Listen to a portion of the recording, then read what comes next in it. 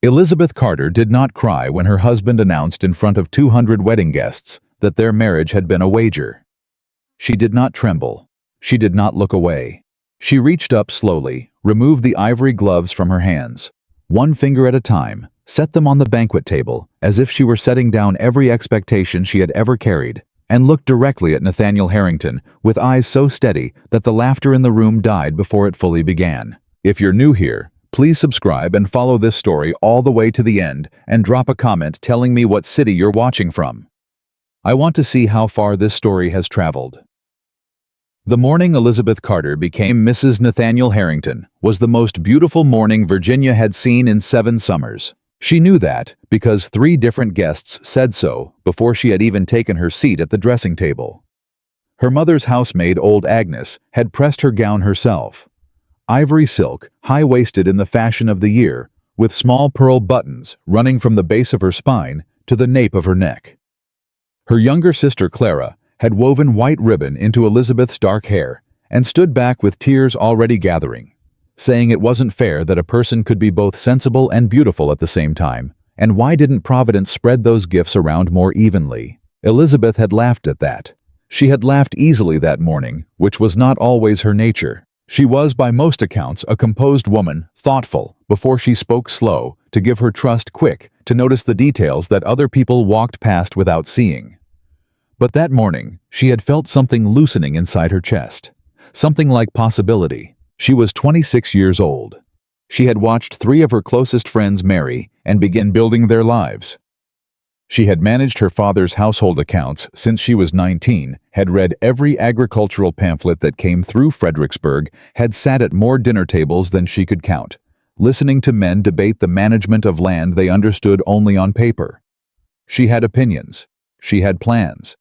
And now, finally, she had a marriage to a man who was by every external measure the most desirable match in 3 counties. Nathaniel Harrington was 34. His family had held Harrington Crossing for 4 generations.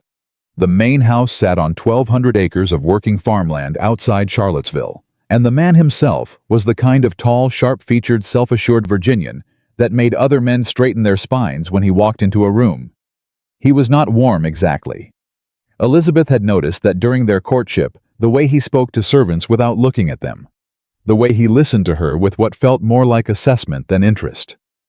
But she had told herself that reserve was not the same as coldness, that a man who had inherited serious responsibility at a young age was entitled to carry himself seriously. She had told herself a great many things. The ceremony itself was held in the Harrington ballroom, which had been converted for the occasion with more flowers than Elizabeth had ever seen gathered in one interior space. White roses, gardenias, lengths of pale green ribbon that the Harrington housekeeper, Mrs. Aldridge, had apparently spent 2 weeks arranging. There were 200 guests, landowners, merchants, judges, the kind of Virginian society that measured its own importance by the weight of its silver and the acreage of its holdings. Elizabeth's family occupied 3 rows on the left. They were respected people, comfortably established, but they did not own 1,200 acres, and Elizabeth had been aware quietly, without making too much of it, that some of Nathaniel's circle found the match slightly beneath him. She had not let that trouble her. She was not a woman who let other people's assessments determine her worth. The vows were spoken clearly. Nathaniel's voice was steady, his eyes on hers, and if there was something behind his expression that Elizabeth could not quite read, she set it aside. A new life required a certain willingness to step into the unknown. She understood that. The celebration began. The dining room was filled with the sound of silverware and conversation, and the occasional burst of laughter from the men gathered near the windows. Elizabeth moved through it with her mother at her elbow for the first hour, receiving congratulations, answering the same 3 questions. Are you happy? When will you settle into the crossing? What do you think of the new house, with the same patient smile? Nathaniel moved through the room separately. He was a man who worked a crowd like a field methodically without wasted motion. She caught his eye twice across the room. He nodded both times. She told herself that was enough. Then the toasting hour arrived. Nathaniel's closest friend, a broad-shouldered man named Marcus Webb, who owned the neighboring property and who had Elizabeth had noticed a particular way of looking at her that she could not name, but did not entirely like. Marcus Webb stood and raised his glass, and said that before the groom offered his toast, he wanted to say a few words about how this marriage had come about. Elizabeth set down her fork. There was something in the room that shifted. She felt it before she could explain it. A kind of held breath. A few of the men near Marcus were smiling in a way that didn't match the occasion, too knowing, too private, like men sharing a joke. The room hadn't been let in on yet. "Nathaniel here made a claim," Marcus said, addressing the room with the easy confidence of a man who enjoyed a captive audience. "Back in February at my card table," he said, and I want to quote this accurately because we did write it down. He said that any woman in Virginia, no matter how proud her family or how high her opinion of herself, could be convinced to marry him inside of 6 months. If he could name her himself. The laughter that came was uncertain at first. Scattered. Men who weren't sure whether they should be laughing yet.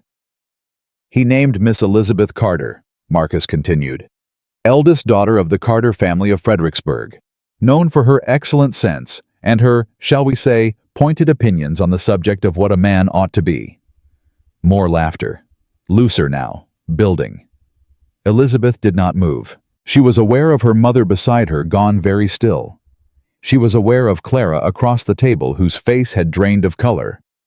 She was aware of the 200 people in that room, some of whom were laughing, and some of whom were looking at the tablecloth, and some of whom, the cruelest ones she would think later, were watching her face with open curiosity, wanting to see what she would do. She was aware of all of it, and she did not move. Nathaniel stood. He raised his glass, and he looked at Elizabeth across the table, and something in his expression was difficult to read. Not quite triumph, not quite apology. Something that lived uncomfortably between the two, and he said, "To my wife, who proved, as I suspected she would, that every woman has her price, even the proudest ones." The laughter came fully then, not from everyone, but from enough. Elizabeth reached up and removed her right glove. She did it slowly, deliberately, one finger at a time, then the left. She folded them both and set them beside her plate, with the particular care of a woman setting something down that she intended never to pick up again. She looked at Nathaniel, who was still smiling, still holding his glass, still performing, she realized, because that was what this was. A performance. She was the prop. The 200 guests were the audience. And the story he was telling was the story of a man so powerful that even a woman who should have known better had not been able to resist him. She let him hold that smile for 3 full seconds. Then she said clearly enough that the nearest tables heard every word, "Congratulations, Mr. Harrington. You have won your wager, but I want you to understand something before this evening goes any further." The laughter stopped. "I was aware," she said, "that your interest in me was not entirely what you represented it to be." Nathaniel's smile flickered. "My father's business partner, Mr. Henley, sat at that card table in February. He is a discreet man, but he is not a man who can carry guilt easily. He told me in March what was said. He thought I deserved to know." The room was completely silent now. "I chose to proceed with this marriage," Elizabeth said, "not because I was convinced, and not because I was foolish. I proceeded because I believed, and I still believe, that a man can be more than the worst thing he has ever done. I married you because I thought you were worth the risk." She picked up her own glass. "I may have been wrong about that, but I was not deceived, and I am not broken, and I would like your guests to understand that before they finish laughing." She raised her glass to the room and drank. The silence that followed was the kind that reshapes a gathering. Men who had been leaning toward each other with smiles straightened in their chairs. Women who had been pretending not to watch looked away. Marcus Webb set down his own glass and seemed to find something extremely interesting to study in the middle distance. Nathaniel stood very still. He had not expected this. That was the first thing Elizabeth had understood about her husband on the day she agreed to marry him, and it remained true. Now he had never once genuinely expected her. She did not make a scene that evening. She had no interest in scenes. She accepted congratulations from the guests who approached her afterward with the quiet grace of a woman who had decided that dignity was not a thing she was willing to surrender regardless of circumstance. She spoke to Nathaniel's mother, a thin, watchful woman named Mrs. Eleanor Harrington, who took Elizabeth's hand in both of hers and said nothing at all for a moment. Just looked at her with an expression Elizabeth couldn't fully decipher, and then said very quietly, "You are not what I expected, my dear." "I rarely am," Elizabeth said. Mrs. Harrington almost smiled. Her own mother found her near the far end of the dining room as the evening wound toward its close and gripped her arm and said in a voice barely above a whisper, "Elizabeth, we can go home. Your father will—" "I'm all right, Mama." "You are not all right. What that man did—" "I know what he did." Elizabeth kept her voice even. "And I know what I am doing. Please trust me." Her mother looked at her for a long moment, with the particular expression of a woman who loves someone and is frightened for them and knows that fear will not change anything. "You have always been the steadiest of my children," her mother said finally. "I just hope to God steady is enough for what you're walking into." Elizabeth squeezed her hand. "So do I, Mama." Harrington Crossing was 40 minutes by carriage from the estate where the wedding had been held, and Elizabeth spent those 40 minutes beside her new husband in a silence that had several different layers to it. Nathaniel broke it first. "I suppose you expect an apology," he said. "I expect nothing from you, Mr. Harrington. That is the safest position I can take at present. You made quite a speech. You gave me the occasion for it." He turned to look at her. In the low light of the carriage lantern, his face was harder to read than usual. "You knew," he said. "Since March." "Yes." "And you still—" "I did." "Why?" She turned and met his eyes directly. "Because the wager told me one thing about you, Mr. Harrington. But the 4 months of courtship that followed told me several others. You are not a kind man by habit, but I do not think you are a cruel one by nature. I thought that distance was worth crossing." She paused. "I am less certain of that tonight than I was this morning, but I have not yet given up the belief entirely." He said nothing. She looked back at the dark road unwinding ahead of them. "I am going to be honest with you because I find dishonesty exhausting and life is too short for it. I did not marry you for your land or your name or your money. I married you because I thought that underneath the performance you were putting on for Virginia society, there was a man who might actually want to be better than he was behaving. I could be wrong, but I intend to find out." Nathaniel Harrington was not a man who was often at a loss for words. He had built a portion of his reputation on the ease with which he commanded a room, a conversation, a negotiation. But he sat beside his wife in that carriage for the rest of the journey to Harrington Crossing, without speaking another word, and Elizabeth chose to take that as something, though she could not have said exactly what. What she had not prepared herself for was the room. Mrs. Aldridge, the housekeeper, met them at the door with a candle and a careful expression, and led Elizabeth through the main house with the brisk efficiency of a woman who had learned not to invite questions about her employer's decisions. The main house was large and well-furnished in the prosperous, slightly austere style of old Virginia families. Good wood, serious portraits, the particular smell of beeswax and old paper. Elizabeth noticed everything. She had always noticed everything. Mrs. Aldridge led her up the main staircase down the wide corridor that she would later learn housed the best bedrooms, past 3 closed doors, and then up a narrower staircase at the corridor's end, to a small room in the east wing that was furnished with a bed, a washstand, a single chair, and a window that looked out over the kitchen garden. "This is the guest room," Elizabeth said.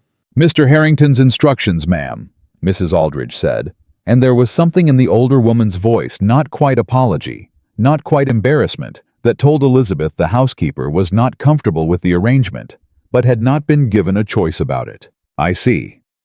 Elizabeth stood in the center of the room and looked at it carefully.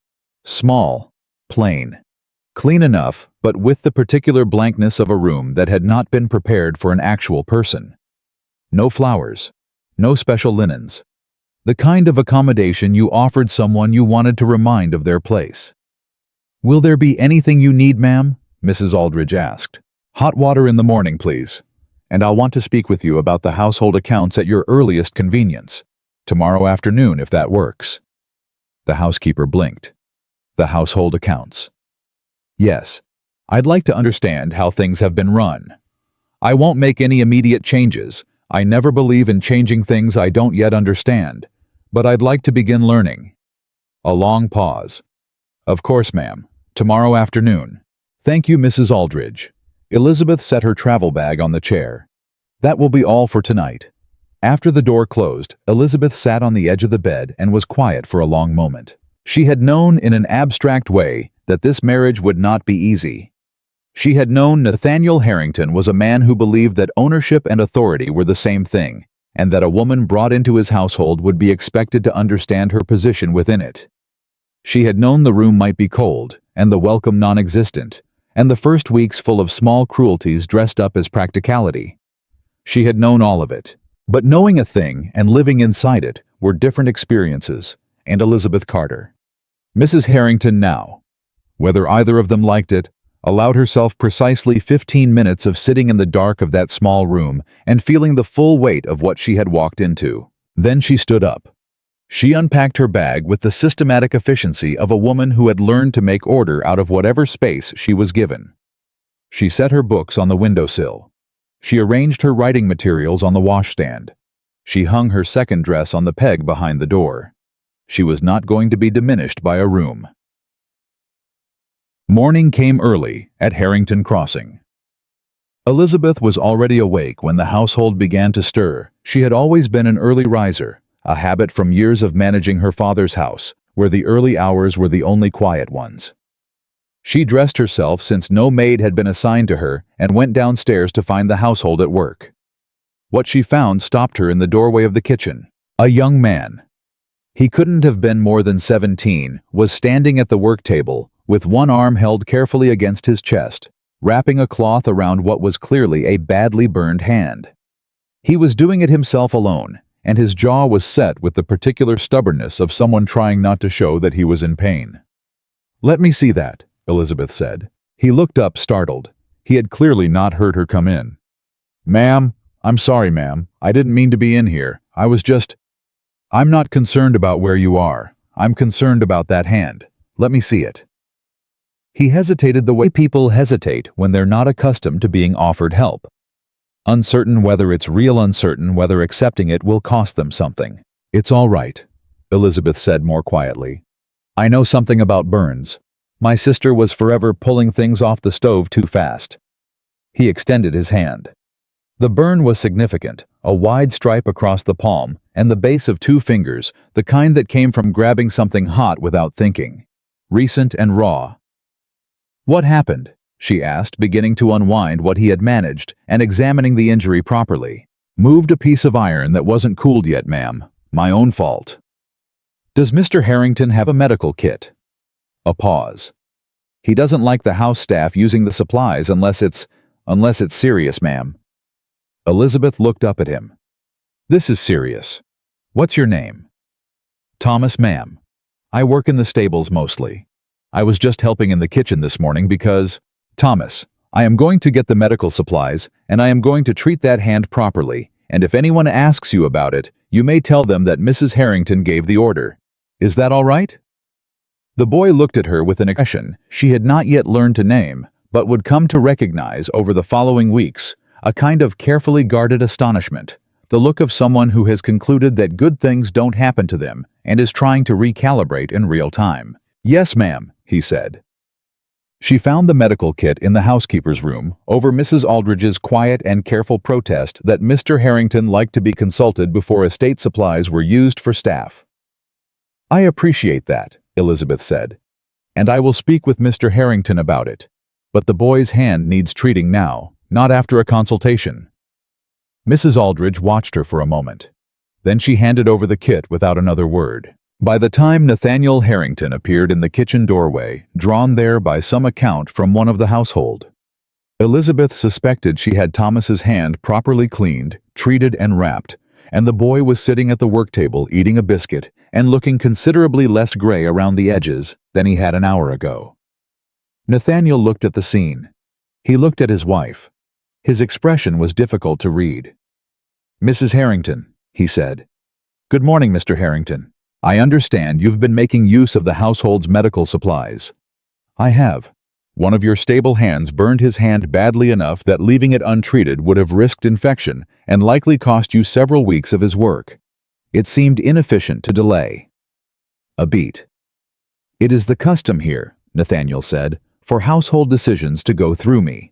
I understand that, Elizabeth said. I'll remember it in future, though I'd ask you to consider that some decisions need to be made before there is time for consultation. An injured man is one of them.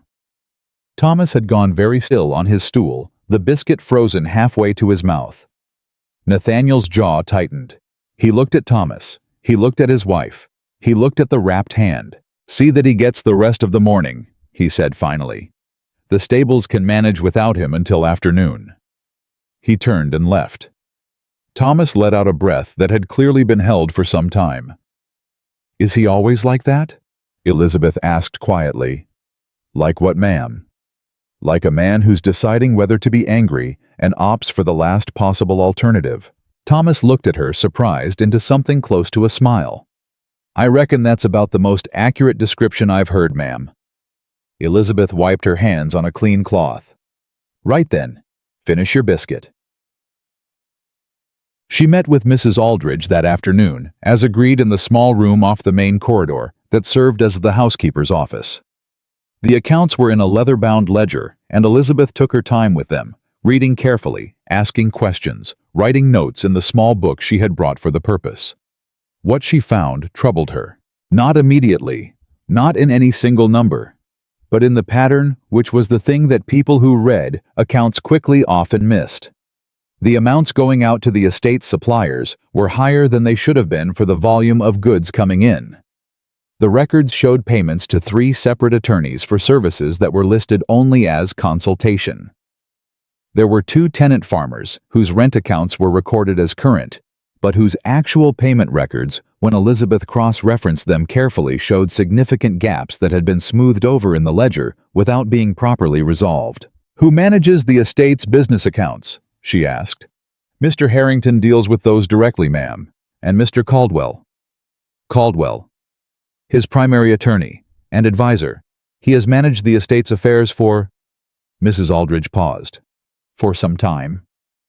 Since before Mr. Harrington's father passed. A careful pause. Just after, ma'am. Elizabeth made another note. She looked up and found Mrs. Aldridge watching her with an expression that sat somewhere between hopefulness and fear. Mrs. Aldridge, Elizabeth said, I am going to ask you something, and I want you to know that whatever you tell me will not leave this room. I am not asking so that I can report back to my husband. I am asking because I am trying to understand this estate. The housekeeper's hands were very still in her lap. Has there been anyone in your time here who has questioned the way the accounts are being managed? A long silence. Mr. Harrington's father, Mrs. Aldridge said finally, asked Mr. Caldwell some questions in the last year before he died. I don't know what answers he received. 2 months after he passed, Mr. Caldwell received a significant increase in his annual retainer. Elizabeth set down her pen. Thank you, she said. That's very helpful. She did not approach Nathaniel directly about what she had found. Not yet. She had learned from her years managing her father's household and sitting in on enough of his business conversations to understand how men like Nathaniel Harrington operated, that a direct approach with incomplete evidence was worse than no approach at all. It gave the other person time to prepare. It told them what you knew before you were ready for them to know you knew it. Instead, she kept reading. She asked Thomas, who turned out to be a young man of considerable observation and a useful habit of being invisible in places where important conversations happened, what he knew about the tenant farmers, whose accounts she had flagged. He told her carefully that the 2 families in question, the Morrises and the Hensleys, had been farming parcels of Harrington land for 15 and 20 years respectively, and that they had both had difficult harvests 2 years running, and that Mr. Caldwell had told them their accounts were being restructured, which had meant, as best Thomas could tell, that they were now paying interest on the gaps in their records that they hadn't known existed. Does Mr. Harrington know about this? Elizabeth asked. Thomas looked at her steadily. I reckon Mr. Harrington knows what Mr. Caldwell tells him to know, ma'am. Elizabeth thought about that for a long time. She thought about a man who had inherited 1,200 acres and 4 generations of responsibility, and who had spent so much of his energy maintaining the performance of authority that he had apparently never looked closely at what was being done with it in his name. She thought about 2 farm families paying compounding interest on debt they hadn't properly incurred. She thought about a housekeeper who had noticed something was wrong and had not had anyone to tell it to. She thought about what it meant to have power and to mistake the performance of it for its substance. She thought with a kind of complicated ache that Nathaniel Harrington might be many things she had already had confirmed: arrogant, careless with other people's dignity, capable of breathtaking casual cruelty, but that he might also be something she had not yet fully reckoned with. He might be a man who was being stolen from and who did not know it because he had never looked clearly at his own house. 2 weeks into her time at Harrington Crossing, Elizabeth did something that caused more genuine alarm among the household staff than anything she had yet done. She asked to be introduced to the Morrises. Mrs. Aldridge received this request with the expression of a woman who has been asked to open a door she is not certain should be opened. "The tenant farmers, ma'am." "Yes, I'd like to meet them. If you'd let them know I'll be calling Thursday morning, I'd appreciate it. Mr. Harrington doesn't typically, the family isn't expecting." "I understand it's unusual," Elizabeth said, "but I am going, Mrs. Aldridge. I'd rather they had some notice than none." Word reached Nathaniel as she had known it would. He appeared in the doorway of the small sitting room she had claimed as her study. The household had apparently decided collectively that she was going to need a room of her own and had arranged it without being asked, which told her something about how the staff was beginning to see her, and he stood in the doorway with his hat in his hands, which she had come to recognize as the gesture he made when he was holding his temper. "I'm told you intend to visit the Morris family," he said. "I do." "May I ask why?" "Because they are tenants on this estate, and I am the mistress of this estate, and it seems reasonable to know who lives and works on our land. The tenant relationships are managed through Caldwell." "I'm aware of that." She met his eyes. "I won't be discussing business with them, Mr. Harrington. I am simply going to introduce myself. It's a courtesy call." He watched her for a moment. The hat turned in his hands. "You are not what I expected," he said. It was not quite the same as what his mother had said, but it came from a similar place. "So I've been told," Elizabeth said pleasantly. "Will that be a problem?" He left without answering, but he didn't tell her not to go. The Morris farm was a mile from the main house along a dirt track that wound between fields that should have been greener than they were. Elizabeth drove herself in the smaller of the estate's gigs, which surprised the stableman considerably, but which she handled with the easy competence of a woman who had grown up in a family where daughters learned practical skills alongside the decorative ones. The Morrises were a family of 5, the parents, 3 children ranging from about 8 to 14. The farmhouse was clean and carefully kept in the way of people who have very little and tend it with great seriousness. Margaret Morris met her at the door with the particular wariness of a woman who has learned that visits from the main house usually mean bad news. "Mrs. Harrington," she said. We weren't expecting." "I know," Elizabeth said. "I apologize for the short notice. I just wanted to introduce myself and to let you know that if there are concerns about the farm that you feel haven't been properly heard, I am available to listen." Margaret Morris looked at her for a long, careful moment. "Come inside," she said. Inside over a cup of tea that Elizabeth accepted with genuine gratitude and drank while sitting at the Morris family table, which she could feel the older woman registering the fact that she sat down and drank it, rather than hovering at the door. She listened, not to accounting irregularities exactly. Margaret Morris didn't speak in those terms. She spoke in the language of a woman who knew her family was slipping backward and couldn't understand why, who had done everything right, kept the farm up, made her payments, raised her children to work hard and tell the truth, and who had watched the numbers on the paper that arrived from Mr. Caldwell's office grow larger every season in a way she couldn't account for. "My husband went to Mr. Caldwell's office last spring," Margaret said. "He asked for an explanation of the accounting. Mr. Caldwell told him he was confused and that he should leave these matters to people who understood them." Elizabeth set down her teacup. "He wasn't confused," she said quietly. Margaret Morris looked at her. "No," she said. "He wasn't." "I am going to look into this," Elizabeth said. "I'm not making you a promise I might not be able to keep. I don't yet fully understand what's happening, and I'm one woman in a household that is still deciding whether to hear me. But I am going to look." The older woman's eyes were bright. She nodded once the way people nod when they've been carrying something alone for so long that having someone acknowledge the weight of it is itself a form of relief. "Thank you, ma'am," she said. Elizabeth drove back to the main house in the late afternoon light, with the particular feeling of a woman who has lifted a corner of something and seen what is underneath and cannot in conscience put the corner back down again. She had come to Harrington Crossing expecting a difficult marriage to a proud man. She had not expected to find a household full of people who had been waiting without quite knowing it for someone to pay attention. She was paying attention now, and Nathaniel Harrington, she suspected, was about to discover what that meant. The morning after Elizabeth visited the Morris farm, Nathaniel said nothing to her at breakfast. That in itself was not unusual. They had established a pattern over 2 weeks of marriage that functioned less like a domestic arrangement and more like two chess players who had agreed to sit at the same board without yet committing to an opening move. He read his correspondence. She drank her coffee. The household moved around them with the careful quiet of a staff that had learned to read weather. But this morning was different, and Elizabeth felt the difference, the way you feel a change in the air before a storm arrives, not in any single thing, but in the accumulation of small signals.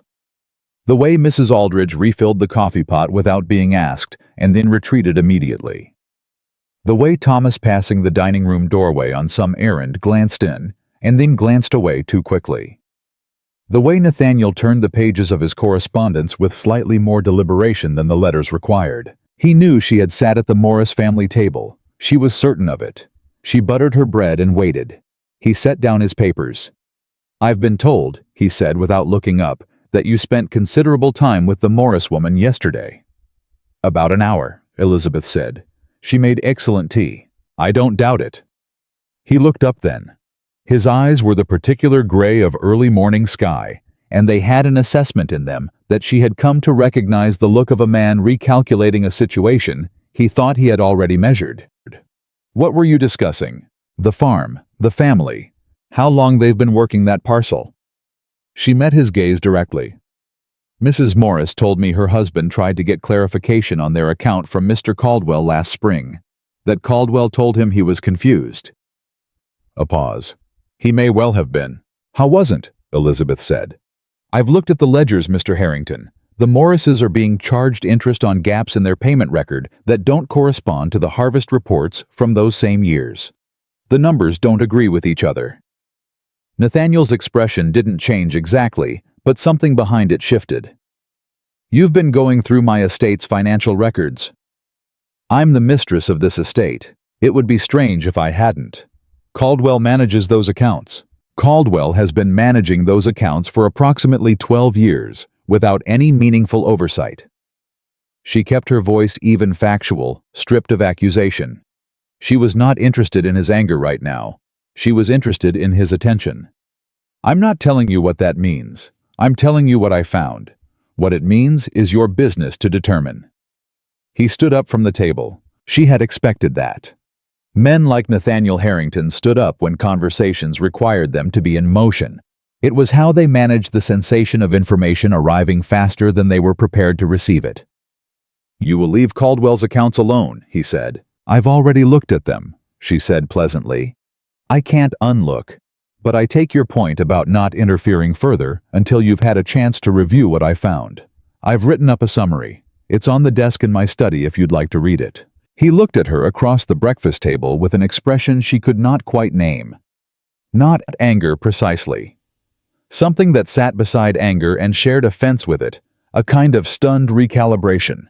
The look of a man who has laid a trap, expecting to catch a rabbit, and found instead that the rabbit had been there first and left him a note. "You planned this," he said. "I planned to understand the estate I married into," she said. The rest of it presented itself. He left the dining room without finishing his breakfast. Elizabeth poured herself a second cup of coffee. Caldwell arrived at Harrington Crossing 3 days later.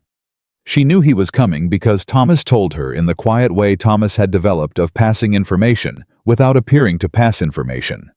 A habit she suspected he had learned for his own protection long before she arrived. The attorney's carriage came up the main drive just after mid-morning, and Elizabeth, who had positioned herself in the garden with a book and a clear sightline to the front door, watched him climb out. How was a man of about 55, with the broad, well-fed look of someone who had spent decades being deferred to. He moved with the ease of a man who has never seriously had to account for himself. He glanced toward the garden as he approached the door, and for a brief moment his eyes found Elizabeth, and she offered him a small neutral smile and returned to her book. She wanted him to know she had seen him. She wanted him to have to decide what that meant. She listened to the house. Through the open window above her, she could hear the rumble of male voices from Nathaniel's study. Not words, but the particular rhythm of a conversation where one man is doing most of the talking and the other is listening with increasing agitation. Caldwell's voice was practiced smooth, the voice of a man who had had this kind of conversation before and had learned how to run it. It went on for nearly 2 hours. When Caldwell left, he did not look toward the garden. That told her more than the 2 hours of conversation had told Nathaniel. Nathaniel found her in her study that evening. She had expected him to avoid her. It would have been consistent with his pattern, the way he managed discomfort by increasing the physical distance between himself and its source. Instead, he appeared in her doorway at 7 o'clock, with no hat, this time, no performance of contained authority. He looked for the first time since she had known him genuinely unsettled. Caldwell says the Morris account was restructured at the family's request, he said. That's not what the Morrises told me, Elizabeth said. Caldwell says, Mr. Harrington. She set down her pen. I'm not asking you to choose between Caldwell's version and mine tonight. I'm asking you to do one thing. Pull the original contracts for the Morris and Hensley tenancies, not the summaries Caldwell prepared. The original contracts with your father's signature. Compare them to the current account structure. That's all I'm asking. You're suggesting my own attorney has been falsifying. I'm suggesting the numbers don't agree with each other, and that one of two things is true. Either there was an innocent accounting error that has compounded over years, or there wasn't. Both possibilities are worth understanding. She picked up her pen again. The original contracts are in the estate archive. Your mother could tell you where. She has always managed the household records. He was quiet for long enough that Elizabeth finished the sentence she was writing. How do you know my mother manages the records? He asked. Because I asked her. Another silence. You've been talking to my mother. She's been talking to me, Elizabeth said. There is a difference. I didn't seek her out. She came to find me. People in this house tend to find their way to my study eventually, Mr. Harrington. I'm not entirely sure why. She looked up at him. Maybe because it's the one room where they're fairly confident they won't be dismissed for what they say. The sentence landed. She watched it land. She had not intended it as a weapon exactly, but she had known it would cut, and she held his eyes steadily while it did. He left without speaking. But she heard him 20 minutes later on the stairs toward the attic where the estate archive was kept. She did not see him again until the following morning. He looked like a man who had not slept well, which was, she suspected, an accurate description. He had the particular gray quality of someone who has spent several hours with information they wish they didn't have, turning it over in their mind, trying to find the angle at which it became something less consequential and failing. He sat down at the breakfast table and looked at her directly. The contracts don't match, he said. No, she said. They don't. The restructuring was not requested by the families. Caldwell filed amended agreements under my father's name 8 months after my father died. He said it flatly, the way people say things they are still in the process of believing. The originals are still in the archive. He didn't pull them. He didn't think anyone would ever cross-reference. He had no reason to expect anyone would, Elizabeth said. Until now. Nathaniel was quiet for a moment. The morning light came through the dining room window and lay across the table between them, and in it he looked older than 34. Not in a diminished way, but in the way of a man who has just been handed a version of his own history that he has to decide what to do with. He's been stealing from them, Nathaniel said. For 12 years he's been taking money from tenant families and passing it through accounts I signed without reviewing properly because—" He stopped. "Because you trusted him," Elizabeth said without judgment. "Because I didn't think I needed to look." His jaw was tight. "Because I assumed that a man who had worked for my family for that long—" "Authority without oversight produces exactly this," Elizabeth said. "It's not a failure of character. It's a failure of attention. And it can be corrected." He looked at her. "You're being remarkably charitable." "I'm being accurate. There's a difference." She lifted her coffee cup. "What are you going to do about it?" The question clearly surprised him, not its existence, but the directness of it. He was not accustomed. She had gathered to people asking him what he intended to do, as though the question were simply practical, rather than a judgment on his competence. "I'm going to have Caldwell removed," he said. "I'll need to bring in someone to audit the accounts properly, all of them going back as far as the records allow. And the families will need to be compensated. The Morrises and the Hensleys and anyone else who turns up in the audit." "Yes," Elizabeth said. "This is going to cost a significant amount of money." "Yes," she said again. "It is. And it's going to raise questions." He looked at her steadily. "About how long I let it go on without noticing." "That is the price of fixing it," she said. "The alternative is knowing and not fixing it, which is a great deal more expensive." He held her eyes for a long moment. "How did you find it?" he said. "You've been here 3 weeks. Caldwell has been managing this for 12 years, and no one—" "I looked," she said simply. "I looked at the numbers without any prior assumption about what they were going to tell me. And I cross-referenced things that the summary ledger was designed to keep separate." She set down her cup. "You see what you expect to see, Mr. Harrington. I had no expectations about what I'd find, so I saw what was actually there." Something moved across his face, not quite the expression she would have wanted to see. Not yet, but something in the family of it. Something that was beginning to recognize that the woman sitting across the breakfast table from him was not what he had made of her in that wager at Marcus Webb's card table in February. He stood. "I'll need to write to my solicitor in Richmond," he said. "Someone I trust." "I have a name if it would help," Elizabeth said. "My father's attorney, Mr. Henley, has colleagues in Richmond. He can recommend someone outside your existing circle." Nathaniel looked at her for a beat. "Henley," he said.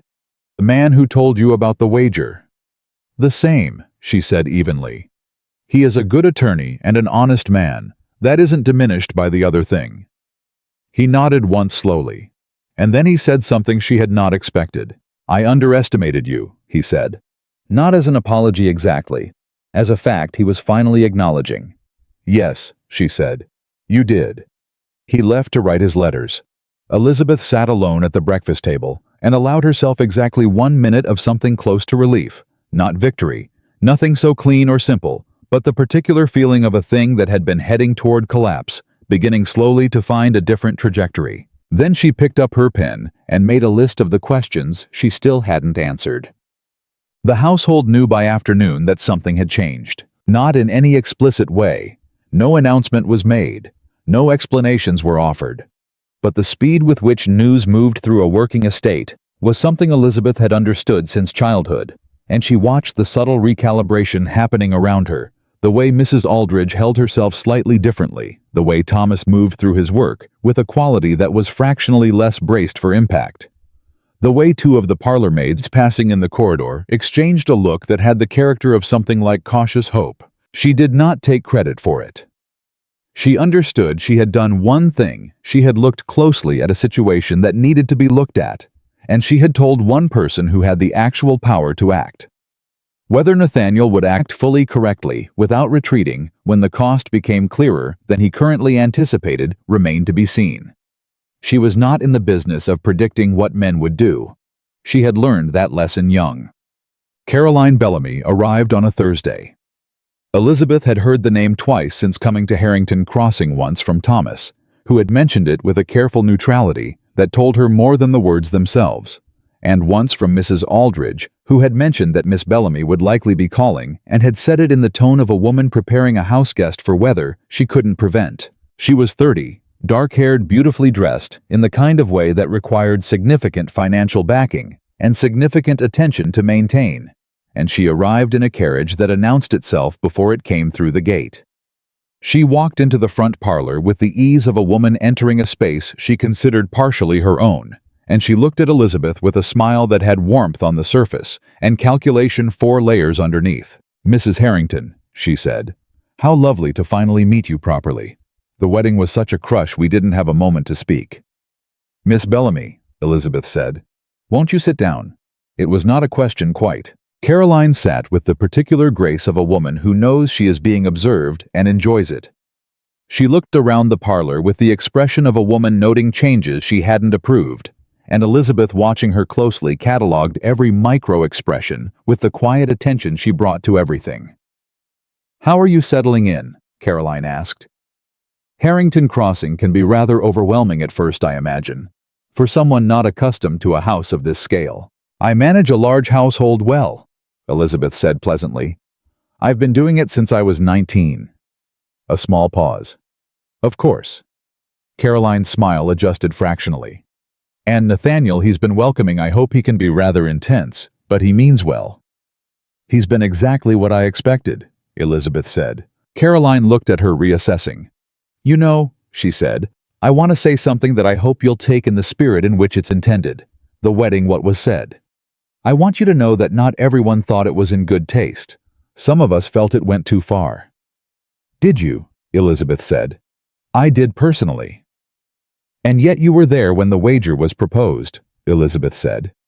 "At Mr. Webb's card table in February. I understand you were part of that evening." The smile flickered. "I was present, yes. I wasn't directly involved in—" "You encouraged it," Elizabeth said. Not harshly, not loudly, simply as a statement of fact that she had arrived at through her own research and was not interested in having reframed. "I've spoken with Mr. Henley, who was also present. He has a good memory." Caroline was very still. "I don't hold it against you in the way you might expect," Elizabeth continued. "You believed that someone from my background had no business entering this social circle, and you helped engineer a situation that you thought would humiliate me and discourage Nathaniel from proceeding.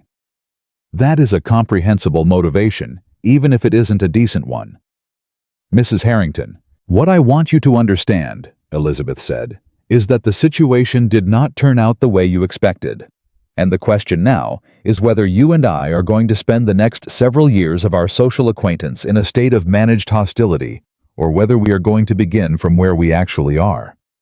She looked at Caroline directly.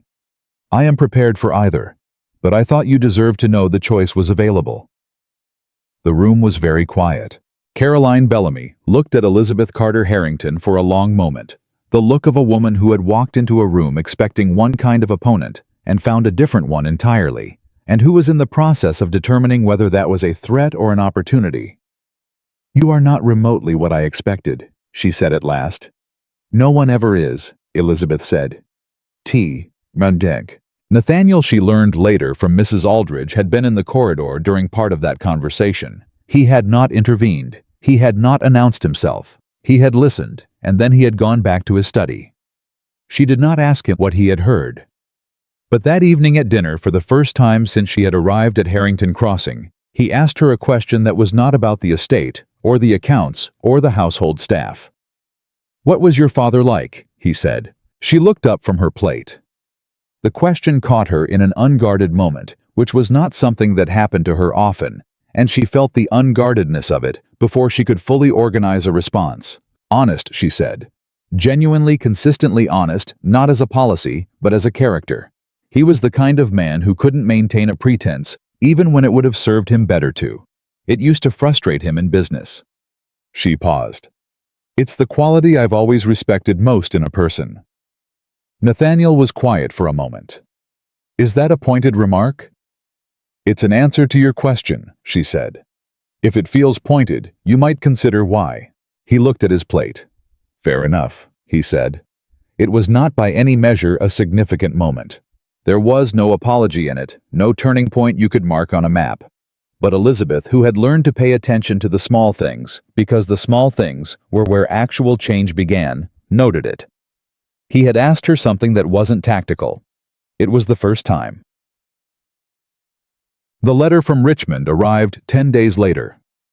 The auditor, Nathaniel, had engaged a man named Forsyth, recommended through the chain that began with Mr. Henley, had begun preliminary work on the accounts, and had already in the first week found evidence sufficient to confirm what Elizabeth had identified and to suggest the problem extended further than the 2 tenant families she had flagged. Nathaniel showed her the letter. 5 families, he said, possibly more, over 12 years. He sat down in the chair across from her desk with the weight of a man who has been carrying a thing that keeps getting heavier. Caldwell was operating with my authority and using it to line his own pockets, and I— You didn't know, she said. I should have known. Yes, she said. You should have looked more closely, that's true. She kept her voice steady and honest, because she had told him she found dishonesty exhausting, and she intended to mean it. But should have and did are different categories.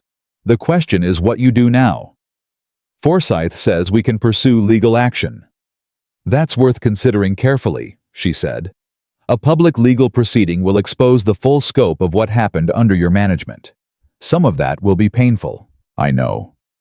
It may affect how people see you. I know that too. He looked at her directly. Are you advising against it? I'm advising that you go in with your eyes open. She leaned forward slightly. I think you should pursue it. I think the families who were defrauded deserve the formal acknowledgement of what was done to them. I think the cost to your reputation of doing the right thing is less than the cost to your character of not doing it. He held her gaze for a long moment. You know, he said, when I made that wager about you, I told Marcus you were proud and sharp-tongued and that you'd be brought to heel inside 3 months. I know, she said. I was completely wrong about all of it. You were wrong about the brought to heel part, she said. The proud and sharp-tongued part you had approximately right. Something moved in his face. Then something that had not been there before. Something that began in the vicinity of his eyes and had the quality of a man catching a glimpse of who he might have been if he had started from a different place. It was not a smile exactly, but it was close. Forsyth needs a full list of every tenancy on the estate, he said, and the original contracts where available. My mother knows where the archive records are organized. Your mother and I have already started pulling them, Elizabeth said. He stared at her. When, Tuesday, she came to my study and asked if she could help. I said yes. For a moment he looked at her with an expression she had no word for. Then he said quietly, She hasn't offered to help with the estate business in 7 years, not since my father died. I know, Elizabeth said.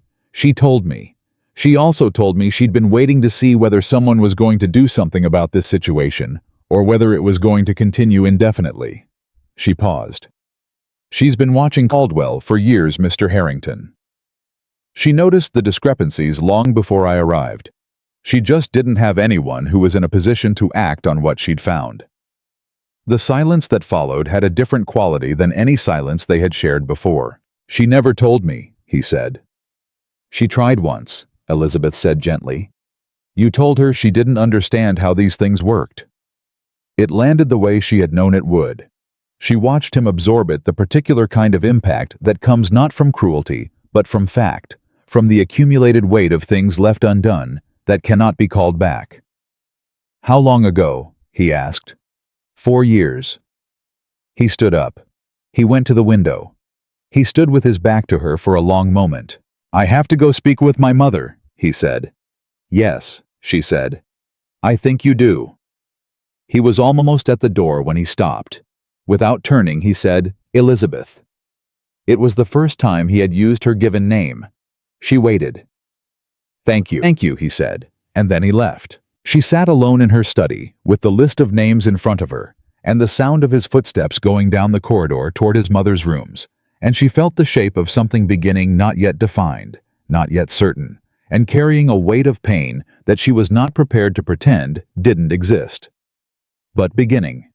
She picked up her pen and went back to work. The dinner invitation went out on a Monday. Elizabeth found out about it the way she found out about most things at Harrington Crossing. Not from Nathaniel directly, but through the household's quiet current of information that flowed around her husband's decisions, the way water flows around stone. Mrs. Aldridge brought the news while Elizabeth was reviewing the corrected tenancy ledgers in her study, setting a stack of fresh linen on the chair by the door, and mentioning with the careful neutrality she had perfected that Mr. Harrington had instructed her to prepare the main dining room for a dinner party the following Saturday. 30 guests. Full service. The best silver. Elizabeth set down her pen. "Did he say what the occasion was?" she asked. "No, ma'am," Mrs. Aldridge said. "Only that it was to be the best the house could manage." Elizabeth thanked her and waited until the door closed before she allowed herself to sit very still for a moment and think. 30 guests. The best silver. 3 weeks after Caldwell's removal and the beginning of Forsyth's audit. 3 weeks after Elizabeth had sat across from Caroline Bellamy in the front parlor and laid certain facts on the table between them, like cards. 3 weeks after Nathaniel had gone down the corridor to speak with his mother for the first time in what Eleanor Harrington had told her quietly was a very long time. She knew without being told what this dinner was. It was a recalibration. Nathaniel was a man of standing in Virginia society, and standing was managed through performance through the careful orchestration of who sat at your table and how the food was served and what impression the evening left. Something had shifted inside the walls of Harrington Crossing over the past weeks, and she suspected that shift had reached his circle the way things always reached circles like his, through whisper and implication. A wife who sat with tenant farmers. An attorney dismissed after decades. A mother suddenly visible in the running of the estate. He needed to remind his world that he was still in command. She was fairly certain she was the thing he intended to use to do it. She picked up her pen and went back to work. She did not confront him about it. She had learned over these weeks that confrontation for its own sake was a tool with a limited range. It felt satisfying and accomplished very little. Instead, she went to find Eleanor Harrington. Nathaniel's mother occupied a suite of rooms in the south wing that had the quality of a place where someone had been gradually politely reduced. It was not that the rooms were neglected, they were well kept, warmly furnished, full of the accumulated objects of a long life. But there was a smallness to Eleanor's world that Elizabeth had noticed from the first week, a contraction that had happened slowly enough that perhaps no one had named it until now. Eleanor was at her writing desk when Elizabeth knocked, and she turned with the particular brightness of a woman who has been keeping her own company and is genuinely glad to see someone. "Elizabeth," she said. "Sit down. I was hoping you'd come by." "Did you know about the dinner?" Elizabeth asked, settling into the chair across from her. "He told me this morning," Eleanor said.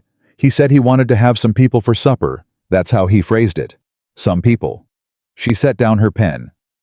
"In my experience, when Nathaniel describes 30 guests as some people, he is planning something he expects to be uncomfortable." "For whom?" Eleanor looked at her steadily.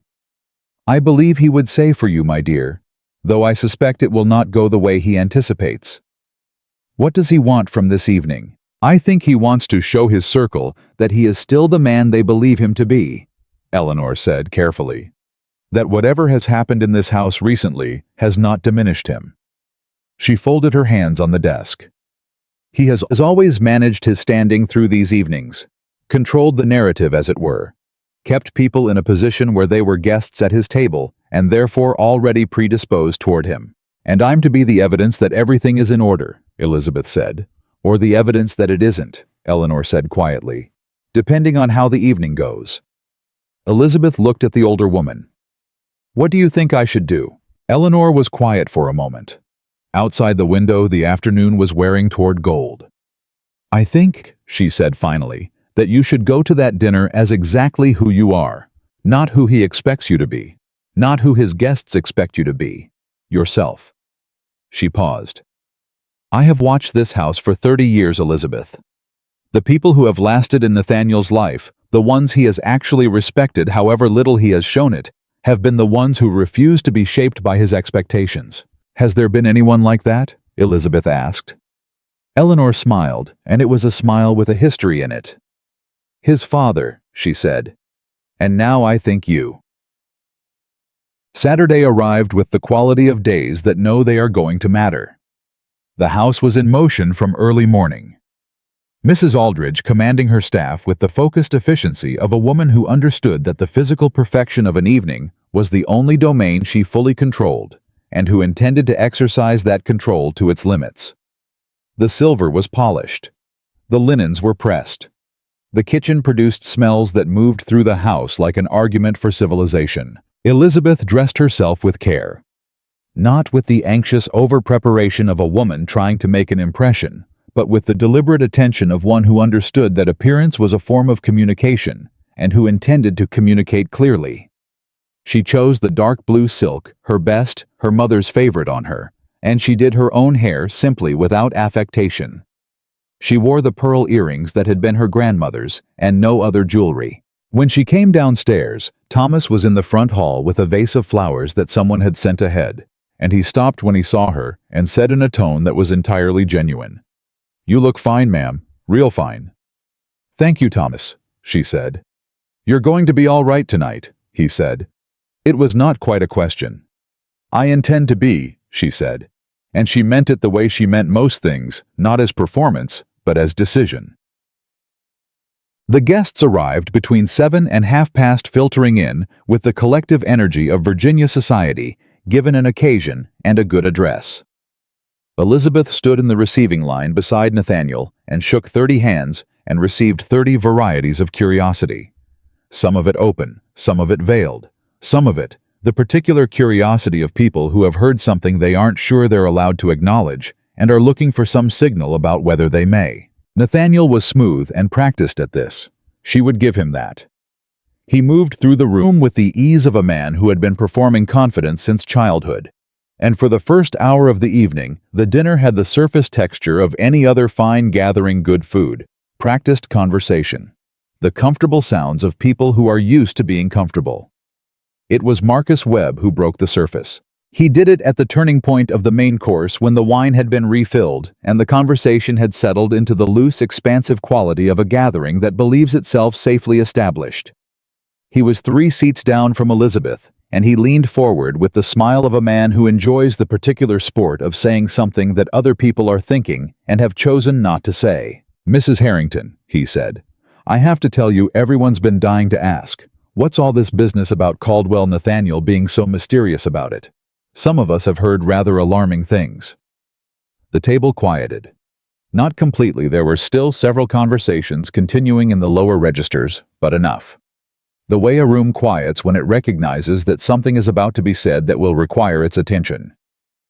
Elizabeth set down her fork. She had prepared for several versions of this evening, and she had prepared for Marcus Webb, specifically because Marcus Webb was the kind of man who believed that social occasions were arenas, and that asking pointed questions at dinner parties was a form of sport. She had thought carefully over the preceding week about what she would say if he opened a door and whether she would walk through it. She had decided she would. "Mr. Webb," she said with a pleasantness that was genuine, because she had decided it would be, "It's not mysterious at all. Mr. Caldwell was found to have been misappropriating funds from several of the estate's tenant families for approximately 12 years. My husband has engaged an auditor from Richmond to establish the full scope of the matter, and Caldwell has been dismissed. The affected families will be compensated." Complete silence. Not the partial silence of before. The full silence of 30 people who have been handed something entirely different from what they expected and are adjusting. Marcus Webb's smile had not moved, but it had gone rigid. "Misappropriating," he said. "Stealing," Elizabeth said pleasantly. "I find that word clearer." Someone at the far end of the table coughed. Someone else set down a wine glass. 12 years, said Judge Alderton, who was seated 4 chairs to Elizabeth's right, and who had the sharp-eyed quality of a man whose profession had made him incapable of hearing information without filing it. "Under the estate's authority." "Under the appearance of the estate's authority," Elizabeth said. "The documents were forged in the name of Mr. Harrington's father 8 months after his death." She looked down the table toward Nathaniel. "My husband moved immediately to address the matter as soon as it was identified. I want that to be clearly understood." Nathaniel was watching her. She could not read his expression fully from her position, but she held his gaze for a moment before returning her attention to the table. "How was it identified? Judge Alderton asked. I identified it, Elizabeth said, through the estate accounts which I began reviewing in my first week here. Another silence with a different quality. This one had weight to it, the weight of 30 people recalculating what they thought they knew about the woman sitting at Nathaniel Harrington's table. Marcus Webb recovered himself. Well, he said with the tone of a man attempting to reassert a narrative, he has lost. I suppose we should all be grateful someone was paying attention. Though I must say, Nathaniel, and here he looked down the table with the smile of a man who has a weapon he's been waiting to use. It must be rather a thing having one's wife dig through one's accounts. Not precisely what most of us would call comfortable. The table held its breath. Nathaniel looked at Marcus Webb for a moment, with an expression Elizabeth had not seen on his face before. It was not the contained authority look she had catalogued in their first weeks. It was something older and more direct. Marcus, he said, my wife found evidence that my estate was being robbed. What she found protects families who had been vulnerable for over a decade. The only uncomfortable thing about it is that it took someone new to this house to see what I should have seen myself. He picked up his wine glass. I'd call that a lesson rather than a complaint. The silence that followed was of an entirely different character than any previous silence that evening. Elizabeth did not look at him. She looked at her plate, and she allowed the moment to settle without commentary because commentary would have diminished it. He had said it plainly and without performance, and the plainness of it was its power. Marcus Webb said nothing more. After dinner, the gathering moved to the parlor in the way of these evenings, and the conversations fragmented into smaller, more particular currents. Elizabeth moved through them with the attention of a woman cataloging everything, not for advantage, not from suspicion, but because she had always understood that a room's real conversation happened at its edges in the clusters that formed away from the center. Judge Alderton found her by the bookcase. How was a man of about 60, with the careful quality of someone who had spent his professional life distinguishing between what was said and what was meant, and he looked at Elizabeth with the direct appraisal of a man who has decided a conversation is worth having. Mrs. Harrington, he said, what you described at dinner, the forged documents, the timing, the scope, that is a serious matter. Yes, she said. Forsyth is a capable auditor. I know his work. He paused.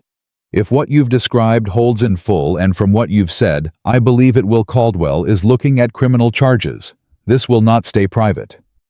I know that, she said. My husband knows that. Alderton looked at her. He was prepared to have this conversation publicly. Tonight. In front of these people. He was, she said. That took something, Alderton said with a kind of dry respect. Most men in his position would have managed it quietly, paid the families off under some other name and buried the thing. That was not acceptable, Elizabeth said simply. No, Alderton said. It wasn't. He studied her for a moment. The Morris family, I've known Robert Morris for 20 years. He's a decent man. He never said anything to me about this. He didn't believe anyone would act on it, Elizabeth said. Alderton was quiet. And you changed that. I paid attention, she said. That's all. He nodded once slowly. Well, he said, Virginia's going to be talking about tonight for some time. I expect so, she said. He raised his glass fractionally, not quite a toast, but something in the neighborhood of one, and moved off to find another conversation. Caroline Bellamy came to her near the fireplace at 9:30. She had been at the dinner. Elizabeth had noted her arrival among the guests, had exchanged a civil nod across the room, had kept track of her position. The way you keep track of anything you understand to be a variable. Caroline moved through social situations with a social intelligence. Elizabeth respected, even if she did not entirely trust.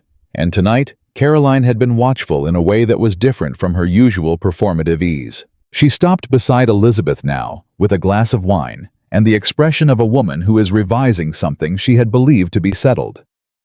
That was remarkable, she said quietly. The dinner, Elizabeth said. What you did at dinner. Caroline looked at her sideways. You gave him away to tell the truth in front of all of us. You opened the door and let him walk through it with some dignity and tact. She paused. Most women in your position would have made certain he had none. Elizabeth considered that. Destroying him wouldn't have helped the Morris family, she said. Or the Hensleys, or anyone else on that list. No, Caroline said. But it might have felt satisfying.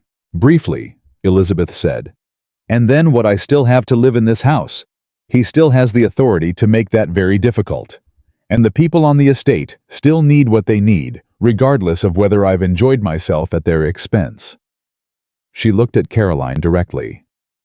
I didn't come here to win a war, Miss Bellamy. I came here to build something that works.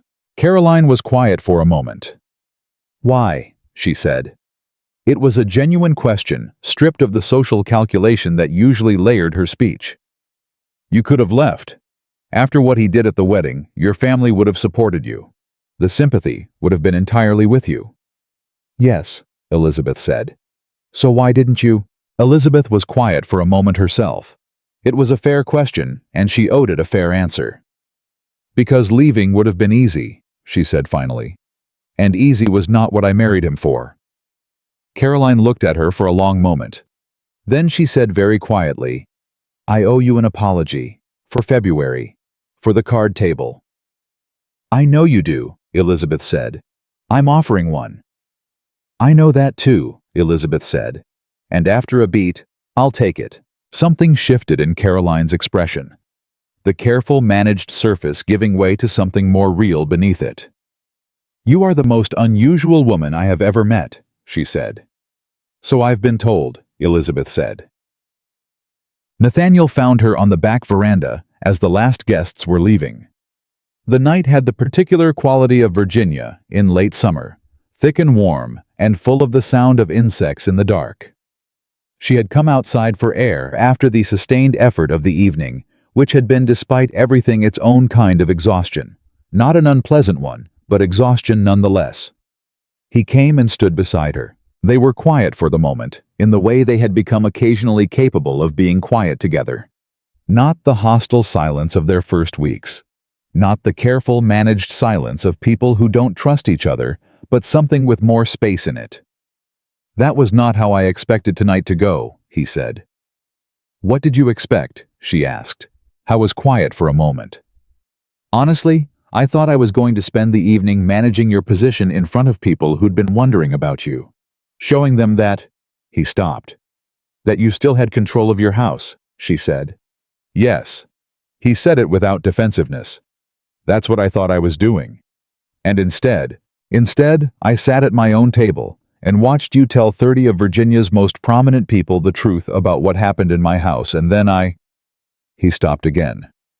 I heard myself agreeing with you, out loud, in front of Marcus Webb. He turned slightly. I hadn't planned that. No, she said. You hadn't. Did you? She looked at him. I planned to tell the truth if I was asked directly. That part I planned. What you said that wasn't mine to plan. I was quiet for a long moment. What Webb said, he began. About it being uncomfortable having a wife in the accounts. You don't have to explain what you said, she told him. I want to. He turned to face her more fully. I have spent most of my adult life telling people what I thought they wanted to hear in order to maintain a position that felt important to me. What I said tonight to Webb, that was the first time in a very long while that I said something because it was simply true. He paused. It felt different than I expected. Different how? Less terrible, he said. And then after a pause with something that was almost self-aware enough to be humor. I realize that is not a very high bar. Elizabeth looked at him in the dark. She thought about the man who had lifted his glass at their wedding and performed his cruelty in front of 200 people for the entertainment of his circle. She thought about the carriage ride to this house and the room she had been given to remind her of her place, and the morning she had found Thomas alone with his burned hand. She thought about 12 years of tenant families paying interest on debt that wasn't theirs, and an attorney who had banked on the certainty that no one would ever look closely enough. She thought about all of it, and she did not let go of any of it. She did not intend to let go of it. It was true, and it had happened, and forgiveness, real forgiveness, not the performance of it, was not a thing she was prepared to manufacture on a timeline that served anyone's comfort. But she also thought about a man going up to an attic archive at 10 o'clock at night to look at original contracts. A man walking down a corridor to speak to his mother. A man saying at his own dinner table in front of Marcus Webb that his wife had found something he should have found himself. "Why did you do it?" she asked. "Tonight. What you said to Webb. You didn't have to." He looked at her steadily. "No," he said. "I didn't." "Then why?" Howe was quiet for a long moment, long enough that she thought he might not answer. Then he said, "Because you have been honest with me from the first night in this house, even when it cost you, even when I gave you no reason to be." He paused. "It seemed like time to try it myself." She said nothing. "I know," he said quietly, "that I have given you a great many reasons not to trust that. I know that one honest statement at a dinner party does not constitute a change in character. I'm not asking you to believe it does." "Good," she said, "because I don't. I know. But I am—" She stopped. Chose her words with the care she always used when the words mattered. "I'm watching," she said. "I told you on our wedding night that I believed you could be more than the worst thing you'd done. I haven't stopped believing that. But belief without evidence is just hope, and hope is not something I spend carelessly." "What would evidence look like?" he asked. "The families on Forsyth's list," she said. "All of them. Compensated fully. Not partially, not quietly properly, with an acknowledgement of what was done." She looked at him directly. "And the school." He paused. "What school?" "Margaret Morris has 3 children," Elizabeth said. "2 of the Hensley children can't read. There are workers' families on this estate who have been here for a generation with no access to any form of education. If this estate is going to be what you told Marcus Webb tonight, you wanted it to be a well-run, respected operation, then the people who run it need to be able to read a contract." She held his gaze. "I want to build a school for the workers' children, on estate land, with estate funds." The silence stretched. "That's a significant undertaking," he said. "Yes," she said. "It is. It would be seen as unusual." "A great many things I do are unusual," she said. "That has not stopped me yet."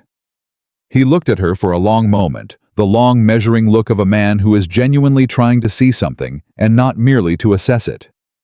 "All right," he said. She had not expected the answer so quickly, and she did not entirely trust its speed. "Just like that," she said. "Just like that," he said. "I've watched you for 6 weeks, Elizabeth. I've watched you find what everyone else missed, say what no one else would say, and sit at a tenant farmer's kitchen table like it was the most natural thing in the world." He paused. "If you think a school is what this estate needs, I believe you." She studied him. "I'm still watching," she said. "I know," he said. "I'm counting on it." They stood on the veranda in the warm Virginia night, with the sound of the last carriage pulling away down the drive, and the distance between them was different than it had ever been. Not closed, not resolved, still carrying everything it needed to carry, but no longer simply empty. It was, Elizabeth thought, a beginning, not an ending, not a resolution, not the kind of clean, completed thing that people told themselves love was supposed to look like. A beginning. She turned and went back inside. He held the door for her. The morning after the dinner party, a letter arrived that changed everything. Mrs. Aldridge brought it to Elizabeth's study with the particular care of a woman who has looked at something she was not supposed to look at and is now carrying the weight of what she saw. She set it on the desk with both hands and said quietly, "This came for Mr. Harrington, ma'am. But Mr. Harrington is out riding the South Fields and asked that any urgent correspondence be brought to you." Elizabeth looked at the letter. The seal was Forsyth's, the Richmond auditor, but it had been sent express, which meant he had not wanted it to wait for the regular post. "Thank you, Mrs. Aldridge," Elizabeth said. She waited until the housekeeper had closed the door before she opened it. She read it once quickly for the shape of what it contained. Then she read it again slowly for the specifics. Then she sat very still. Forsyth had found something none of them had anticipated. The accounting irregularities went deeper than Caldwell. Significantly deeper.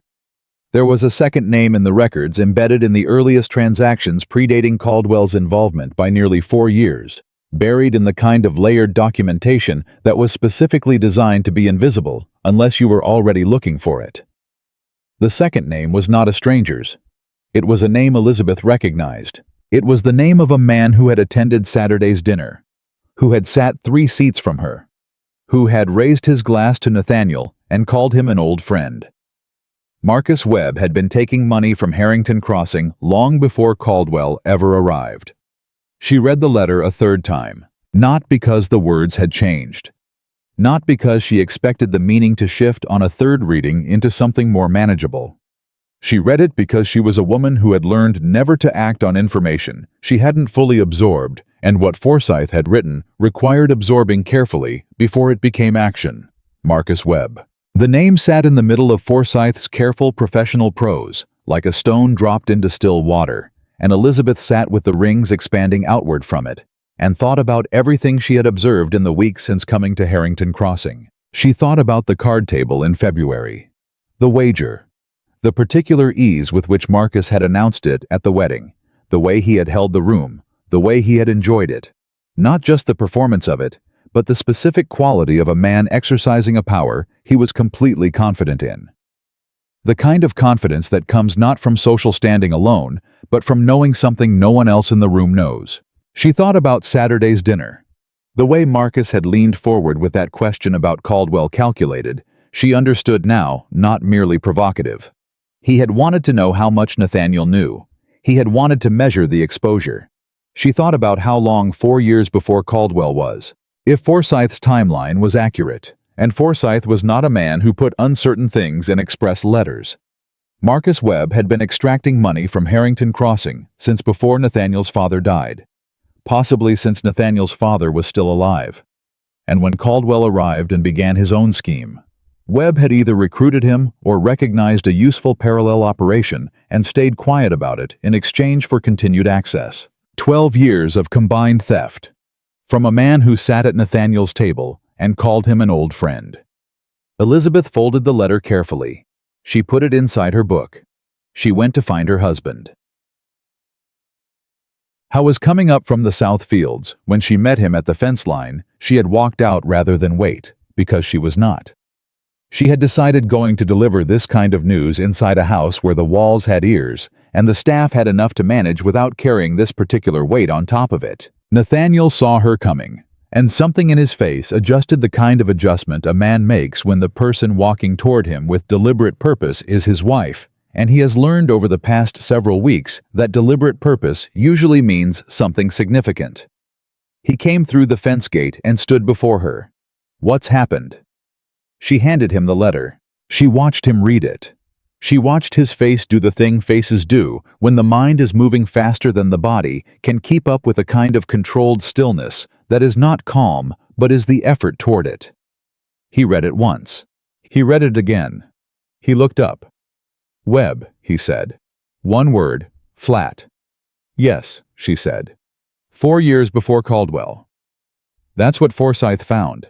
The earliest transactions predate your father's death by approximately 8 months. Which means my father may have known something was wrong," Nathaniel said quietly. "Before he died."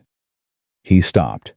The implication of that settled between them with the weight of something that cannot be unsettled once it lands. "He asked Caldwell questions in that last year. My mother told you that." "Yes. I wasn't asking about Caldwell," Nathaniel said. He was asking about the accounts because something had caught his attention. Something that had caught his attention because Webb... He stopped again.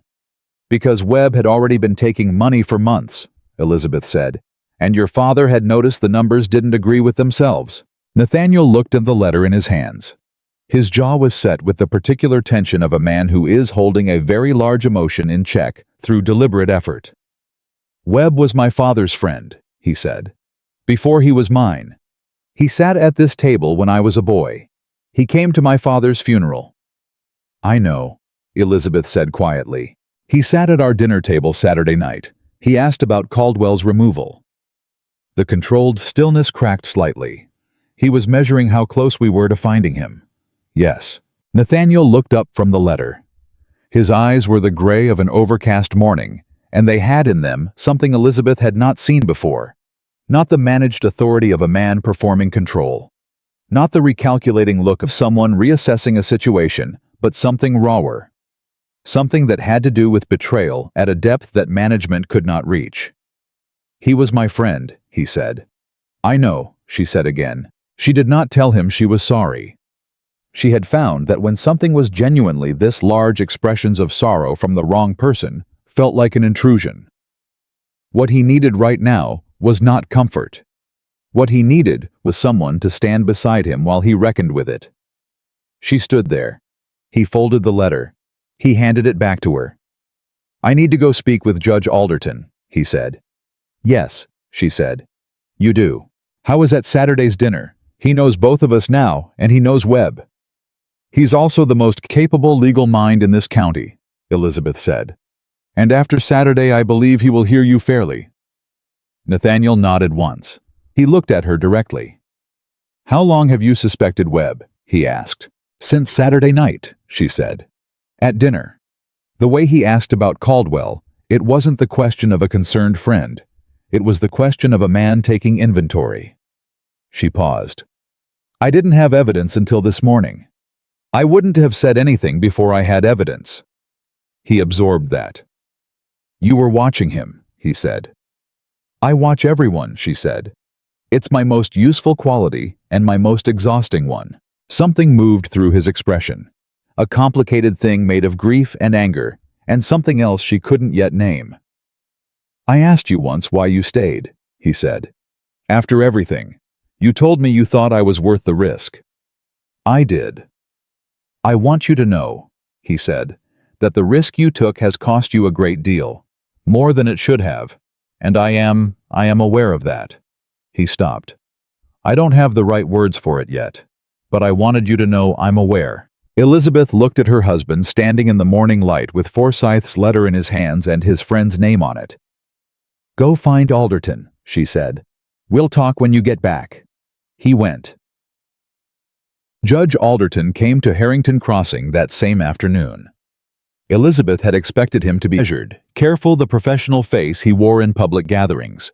Instead, he arrived with his coat slightly less composed than usual, and an expression that told her he had ridden fast, which told her Nathaniel had communicated not just the fact of the letter, but the weight of it. He sat in Nathaniel's study, with the letter on the desk between them, and read it with the focused attention of a man for whom documents were a primary language. When he looked up, he said, "This is enough to open a formal investigation." "Is it enough to act on?" Nathaniel asked. "It is enough to compel Webb to account for himself before a legal proceeding," Alderton said. "Whether it is enough to convict depends on what Forsyth turns up in the remaining accounts. But the express letter tells me Forsyth himself believes the foundation is solid." He looked at Nathaniel steadily. "You understand what this means. Webb is connected to half the county. This will not be a quiet matter." "It wasn't going to be quiet regardless," Nathaniel said. "Caldwell's removal is already circulating. People will connect them." "They will," Alderton agreed. He paused. "There are people who will say you should have managed this privately, settled it without formal proceedings, preserved the social order." "There are tenant families who have been paying fraudulent debt for over a decade," Elizabeth said. "The social order they were protecting is not one I'm interested in preserving." Alderton looked at her with the expression she was beginning to recognize from serious men who were not accustomed to encountering a woman in a business conversation, and were discovering in real time that they had been underutilizing a significant resource. "Mrs. Harrington," he said, "I'm going to need your account of the discovery. When you found the original discrepancy, how you identified it, the sequence of what you cross-referenced." He glanced at Nathaniel. "Her testimony may be relevant." "Her testimony is the foundation of the entire thing," Nathaniel said. Alderton nodded slowly. "Then we proceed." It took Webb 4 days to hear that Alderton had been at Harrington Crossing. Elizabeth knew this because Caroline Bellamy told her Caroline, who had been moving through the post-dinner social landscape of Charlottesville with her particular social intelligence, and who had in the weeks since their conversation in the parlor begun operating in Elizabeth's orbit with something that was not quite alliance, but was no longer opposition. "He knows," Caroline said. She had come to the house without formal invitation, which Elizabeth had decided to interpret as a development rather than a transgression. He was at the Ellsworth dinner last night. He was not himself, quieter than usual, watching. "What is he saying?" Elizabeth asked. "Nothing yet. That's what's unusual. Marcus Webb not saying anything is a larger statement than Marcus Webb saying a great deal." Caroline looked at her directly. "He's going to move before you can formalize the investigation. I know how he operates." "What will he do?" "He'll go to Nathaniel directly," Caroline said. "He'll try to settle it between them. Man to man, old friendship, all of that. He'll offer to repay some portion of what was taken and call it a misunderstanding and ask Nathaniel to let Alderton stand down." "And if Nathaniel refuses?" Caroline's expression was carefully neutral. "Then he'll suggest that Nathaniel has been poorly advised by a woman who doesn't understand how these things work." Elizabeth was quiet for a moment.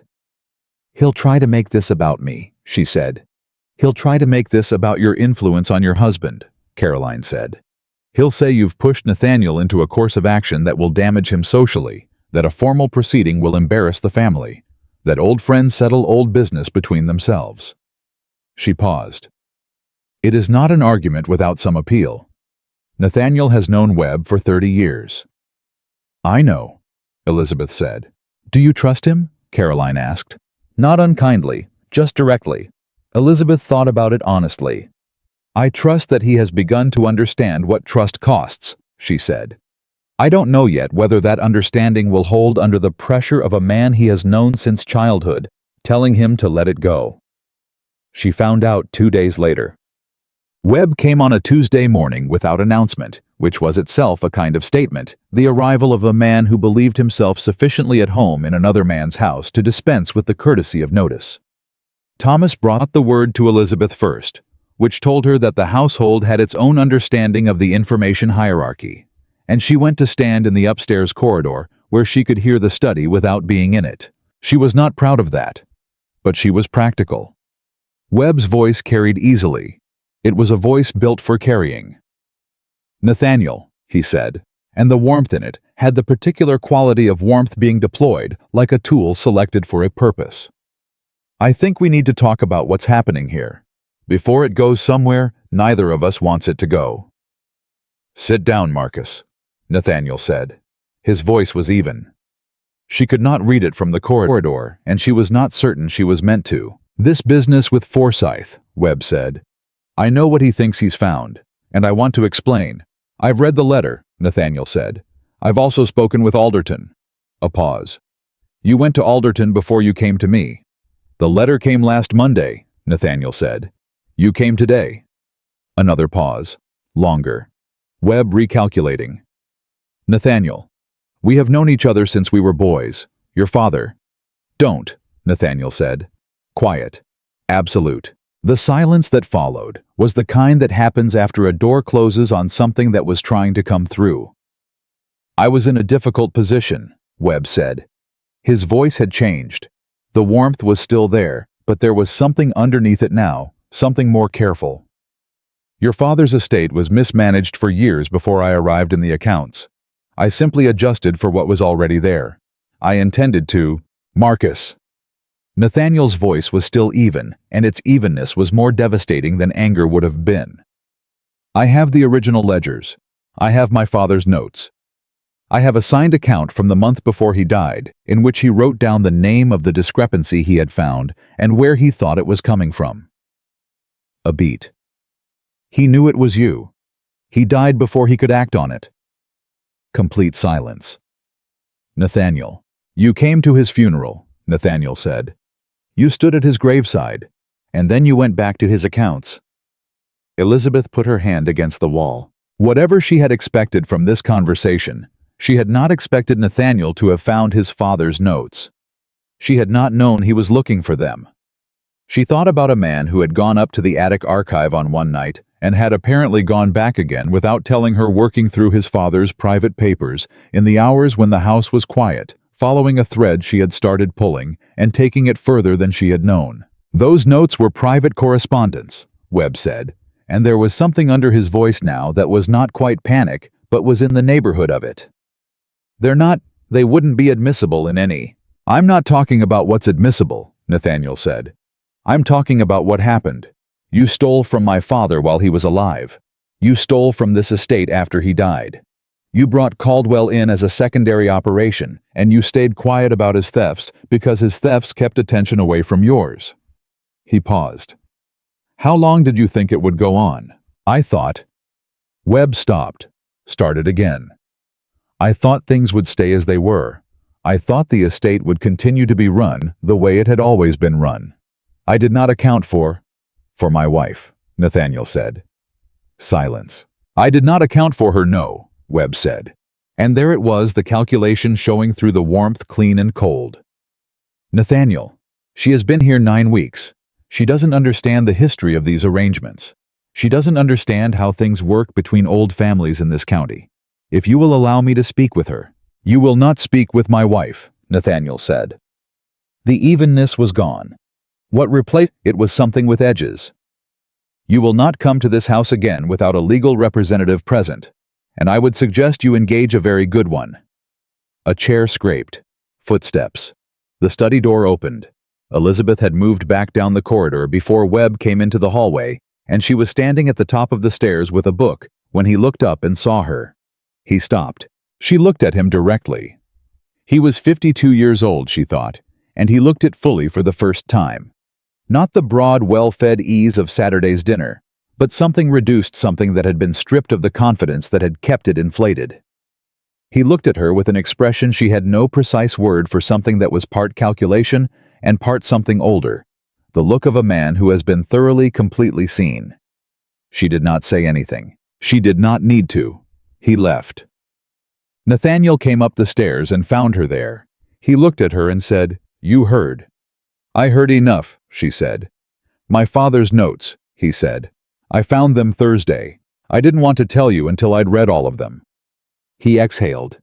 He'd been working on it for months. He had the broad shape of it. He didn't have enough time. Elizabeth looked at her husband. He would have stopped it, she said. Yes, Nathaniel said. He would have. A pause. He was a better man than I've been. He had more practice, she said. And you're working on it. He almost smiled. It was small and tired, and had the quality of a man who is carrying a great deal and knows it, but it was genuine. Alderton is filing the formal complaint tomorrow, he said. Once that's done, it becomes a legal matter and not a personal one. Webb will answer to the court. Good, she said. It's going to be... He searched for the word. Significant. Publicly. I know. People will say things about how it was handled, about whether a formal proceeding was necessary, about your role in it. People will say a great many things, Elizabeth said. They always do. The question is whether the things they say are true and whether what we did was right. The rest of it I can manage. He looked at her for a long moment. How? He said. How do you manage it? The noise of it. The things people say. You have been in this county for 9 weeks, and you have turned over more stones than anyone has touched in 12 years, and the people whose stones they are will not. They will not be kind about it. No, she said. They won't. And that doesn't... He stopped. Tried again. Doesn't it frighten you? She considered the question honestly because he had asked it honestly. Yes, she said. Sometimes. Mostly at night when I'm tired and it's quiet and there's no immediate problem to solve it, yes, it frightens me. She held his gaze. But I have found that the things worth doing are almost always the things that frighten you. And the alternative is to leave the Morris family paying interest on debt they don't owe, and your father's name attached to an accounting that dishonored everything he actually stood for. She paused. That frightens me more. Nathaniel looked at her with the full attention he was gradually learning to give to things, not the assessing, calibrating attention of their first weeks, but something more open. Something that was actually trying to receive rather than simply measure. I owe you something, he said. More than I can articulate properly, but I want to begin trying. Then begin with the families on Forsyth's list, she said. All of them, properly. Don't wait for the court proceedings to establish the amounts. Do the moral accounting first, and let the legal accounting catch up. I've already drafted the letters, he said. They go out tomorrow, same post as Alderton's filing. She looked at him. You drafted them already? Last night, he said. My mother helped me with the wording. He paused. She's better with that kind of thing than I am. Elizabeth thought about Eleanor Harrington in her South Wing rooms, the contracted world she had been living in, and the particular brightness she showed now when Elizabeth came to find her. She's better at a great many things than you've given her credit for, she said. I know, he said. I'm working on that too. The letters went out Wednesday morning. By Thursday, Margaret Morris had sent a reply that Mrs. Aldridge brought to Elizabeth with both hands and set on the desk, and then stood beside for a moment, which told Elizabeth that the housekeeper had read it, which she did not mind at all. The letter was short. Margaret Morris was not a woman who had been given much occasion to practice the formal language of correspondence, and the letter showed it and was better for it. Mrs. Harrington, it read, My husband read your husband's letter 3 times, and then he went outside and I didn't see him for an hour. When he came back, he said to tell you that the Carter family raised their daughter right. I don't know if I'm saying this the proper way, but I wanted you to know that what you've done for this family is the kind of thing we will not forget. My children will not forget it. Robert says to tell Mr. Harrington he's glad the estate is in better hands than it was. I hope you are well, ma'am. You deserve to be. Elizabeth read it twice. She set it down on her desk.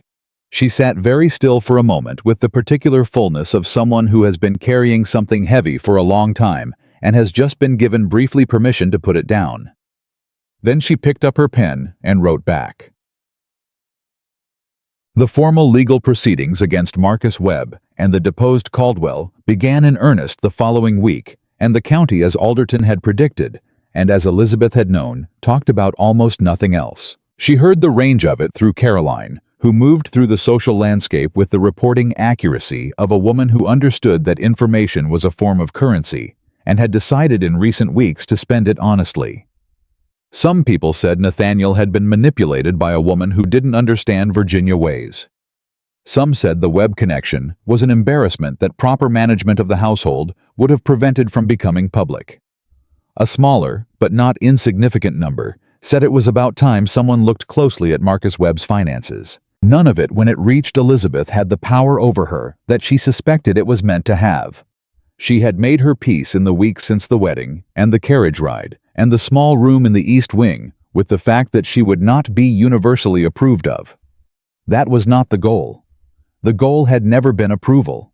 Judge Alderton called her to provide her account of the discovery formally, which she did in his office in Charlottesville on a bright October morning, with Nathaniel beside her and Forsyth attending, and she laid out the sequence of events with the clarity of a woman who had been paying attention to every detail since the first ledger page and knew exactly what she had found and when and what it meant. Alderton listened to all of it.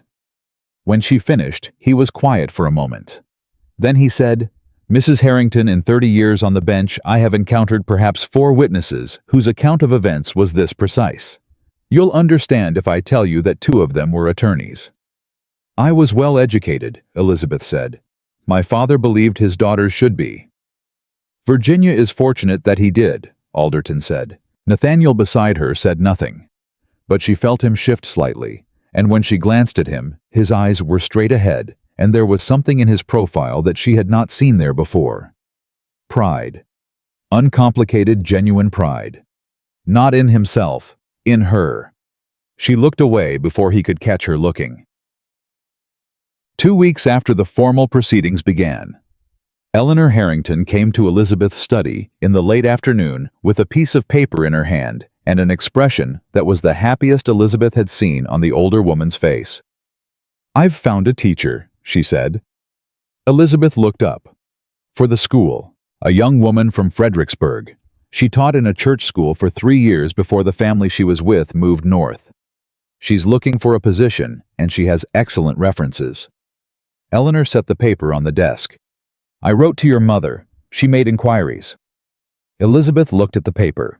Then she looked at her mother-in-law. You wrote to my mother. I did, Eleanor said with the ease of a woman who has decided something and acted on it and is content with both. She is a sensible woman, and she knows Fredericksburg, and she was very helpful. A pause. She also said to tell you she is proud of you and that she has stopped worrying quite so much. Elizabeth felt the tightening in her chest that came when something touched a place she kept carefully managed. Her mother. She had written, of course, regularly, faithfully, but the letters could only carry so much, and she had been careful in writing them not to carry too much weight through them, not to worry her mother more than was necessary. Knowing her mother had stopped worrying quite so much, she found more relief than she was prepared for. "Thank you," she said.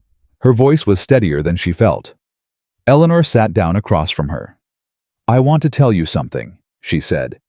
"And I want you to hear it plainly, not as a mother-in-law performing the required sentiments, but as a woman who has lived in this house for 30 years and knows exactly what it is." "All right," Elizabeth said. "When my son proposed this marriage," Eleanor said, "I told him he was making a mistake, not because of your family or your background, but because of his reasons. I knew about the wager. He didn't know I knew, but I did." Her hands were folded in her lap. "I thought it would be a disaster. I thought a woman with any sense would refuse, and I thought if she didn't refuse, she would be diminished by this house within a year." "And now," Elizabeth said. Eleanor looked at her steadily. "Now I think my son made the right choice for entirely the wrong reasons, and that the right result came out of it anyway, which is not how things usually work, and for which I am profoundly grateful." She paused. "You have woken this house up, Elizabeth. You have woken my son up, and you have managed to do it without destroying either the house or my son in the process, which is considerably more difficult than it sounds." Elizabeth was quiet for a moment. "I haven't done it yet," she said. "The school isn't built. The proceedings aren't finished. The families aren't fully compensated." "No," Eleanor agreed. "But they will be." She said it with simple certainty. "I know what this house looks like when it's running the way it should. I haven't seen it in 12 years. I'm beginning to see it now." They sat in the late afternoon light in the small study that had become Elizabeth's, with the teacher's references on the desk between them, and the list of children's names that Margaret Morris had sent last week on the shelf above, and Eleanor Harrington looked at her daughter-in-law with an expression that Elizabeth, who had been careful for so long about what she allowed herself to want, found almost more than she could look at directly. She looked at it anyway. "Tell me about the teacher," she said. "What are her references like?" And they got to work. The school opened on a Monday. It was the second week of November. 4 months and 3 weeks after Elizabeth Carter had removed her wedding gloves at a banquet table and set them down with the deliberate care of a woman, setting down everything she had been expected to be. The building was a converted storage structure on the east edge of the estate, solid, well-repaired with new windows that let in the morning light, and 4 rows of wooden benches that Thomas and 2 of the stable hands had built themselves on 3 successive Saturdays, refusing compensation for the extra work in the particular way of people who understand that some things are worth more than wages. 11 children came on the first morning. Elizabeth counted them from the doorway. 11 children ranging from 6 to 14, scrubbed and serious, and carrying the careful stillness of young people who understand that something important is happening, even if they cannot yet name what it is. Margaret Morris's 3 were among them. 2 Hensley children. A girl named Della, whose father worked the North Fields, and who had walked an hour in the early cold to be there, which Elizabeth learned from Thomas, and did not forget. The teacher, Miss Ruth Carey of Fredericksburg, was 24 years old, and had the quality of a woman who had known exactly what she wanted to do with her life since she was about 8, and had been working toward it ever since.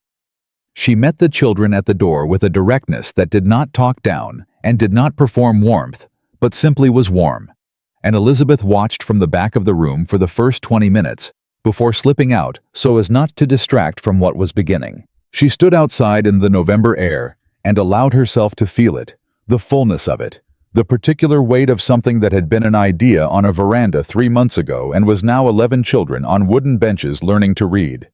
Nathaniel found her there. He had come quietly, the way he had learned to come to things he wasn't sure he had the right to attend. He stood beside her and looked at the building and didn't speak for a moment. 11, she said. "I heard," he said. "Thomas told me before I was out of bed." A pause. Della Watkins walked from the north fields. I know. He was quiet. Then, my father would have done this, he said. He talked about it once when I was young. I thought it was impractical. Most good things seem impractical before they exist, Elizabeth said. He turned and looked at her with the full attention that had become in recent weeks the thing she most valued and most guarded herself against valuing too openly.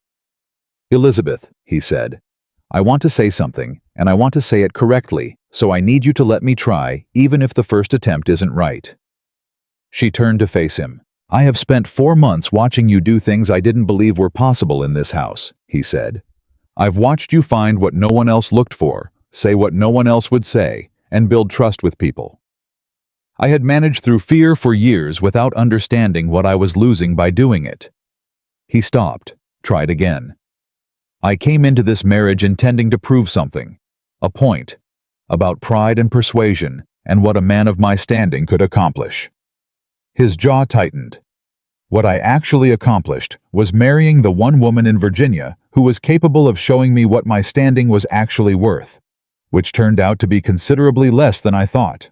Nathaniel, I'm not finished, he said, not harshly, with the particular focus of a man who has rehearsed something in his head many times and is determined to get through it. I know I cannot undo the wedding.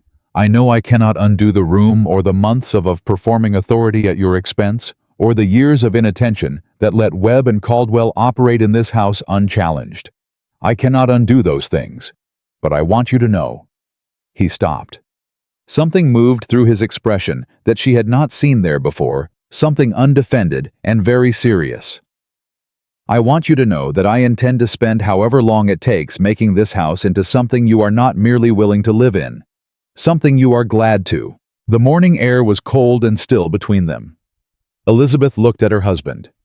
She had been careful these months about the distance she maintained. Not hostile, not punishing, but real. Earned. The distance of a woman who had learned that her own instincts were worth protecting, and that trust was not a door you opened simply because someone knocked. She was still careful. But she heard him. The school is a beginning, she said, not a closing of any account. I want to be clear about that. I know, he said. What happened at our wedding happened, she said. I'm not going to perform forgetting it because enough time has passed or because you've done things that deserve recognition. Both things are true at once. What you did was wrong, and what you've done since has been right. I can hold both of those. I know that too, he said. And I am... She paused, found the words carefully.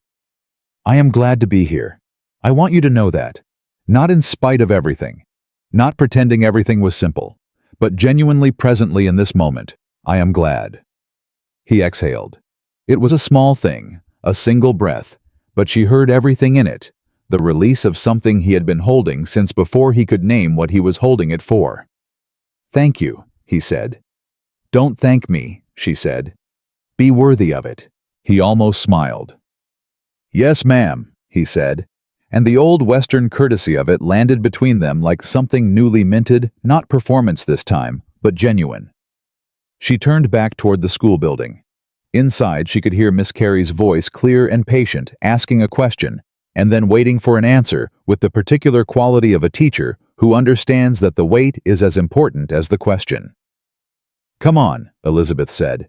We'll be late for the morning. Late for what? Nathaniel asked. Eleanor is meeting with the Hensleys this morning about the compensation agreement. She wanted us both there. She started walking. She said she didn't want to do the talking herself, but she wanted witnesses who actually understood the numbers. Nathaniel fell into step beside her. My mother is negotiating tenant compensation agreements now, he said. Your mother has been watching this estate for 30 years and waiting for someone to give her something useful to do, Elizabeth said. I gave her something useful to do. The results speak for themselves. They do, he said. And then quietly, she told me last week that she hadn't felt this way about the house since my father was alive. Elizabeth said nothing. But she felt it, the fullness of it, the way it pressed against the careful architecture she maintained around the things that mattered most to her. She kept walking. The legal proceedings concluded in December. Marcus Webb was found liable on 14 counts of financial fraud spanning 11 years. The court ordered full restitution to 7 tenant families, 5 of whom had been on Forsyth's audit list, 2 of whom the audit had subsequently uncovered, plus penalties that would take Webb the better part of a decade to clear. His property was not seized, but his standing in Virginia society was in the particular way of these things quietly and thoroughly dismantled. Men who had called him a friend found reasons not to call at all. Invitations stopped. The broad, easy confidence that had carried him through 30 years of other people's tables evaporated with the efficiency of a thing that had always depended on no one looking too closely. Caldwell received a harsher judgment. He had forged documents in the name of a dead man.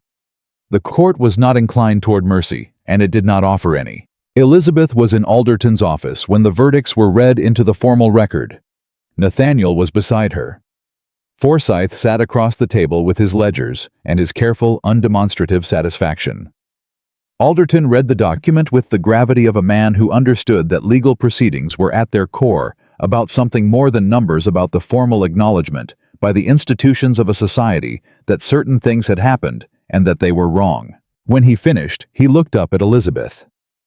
"Mrs. Harrington," he said, "the court wishes to note formally that the identification of the original discrepancy in the estate accounts and the evidence chain that led to this proceeding were the direct result of your examination of those accounts."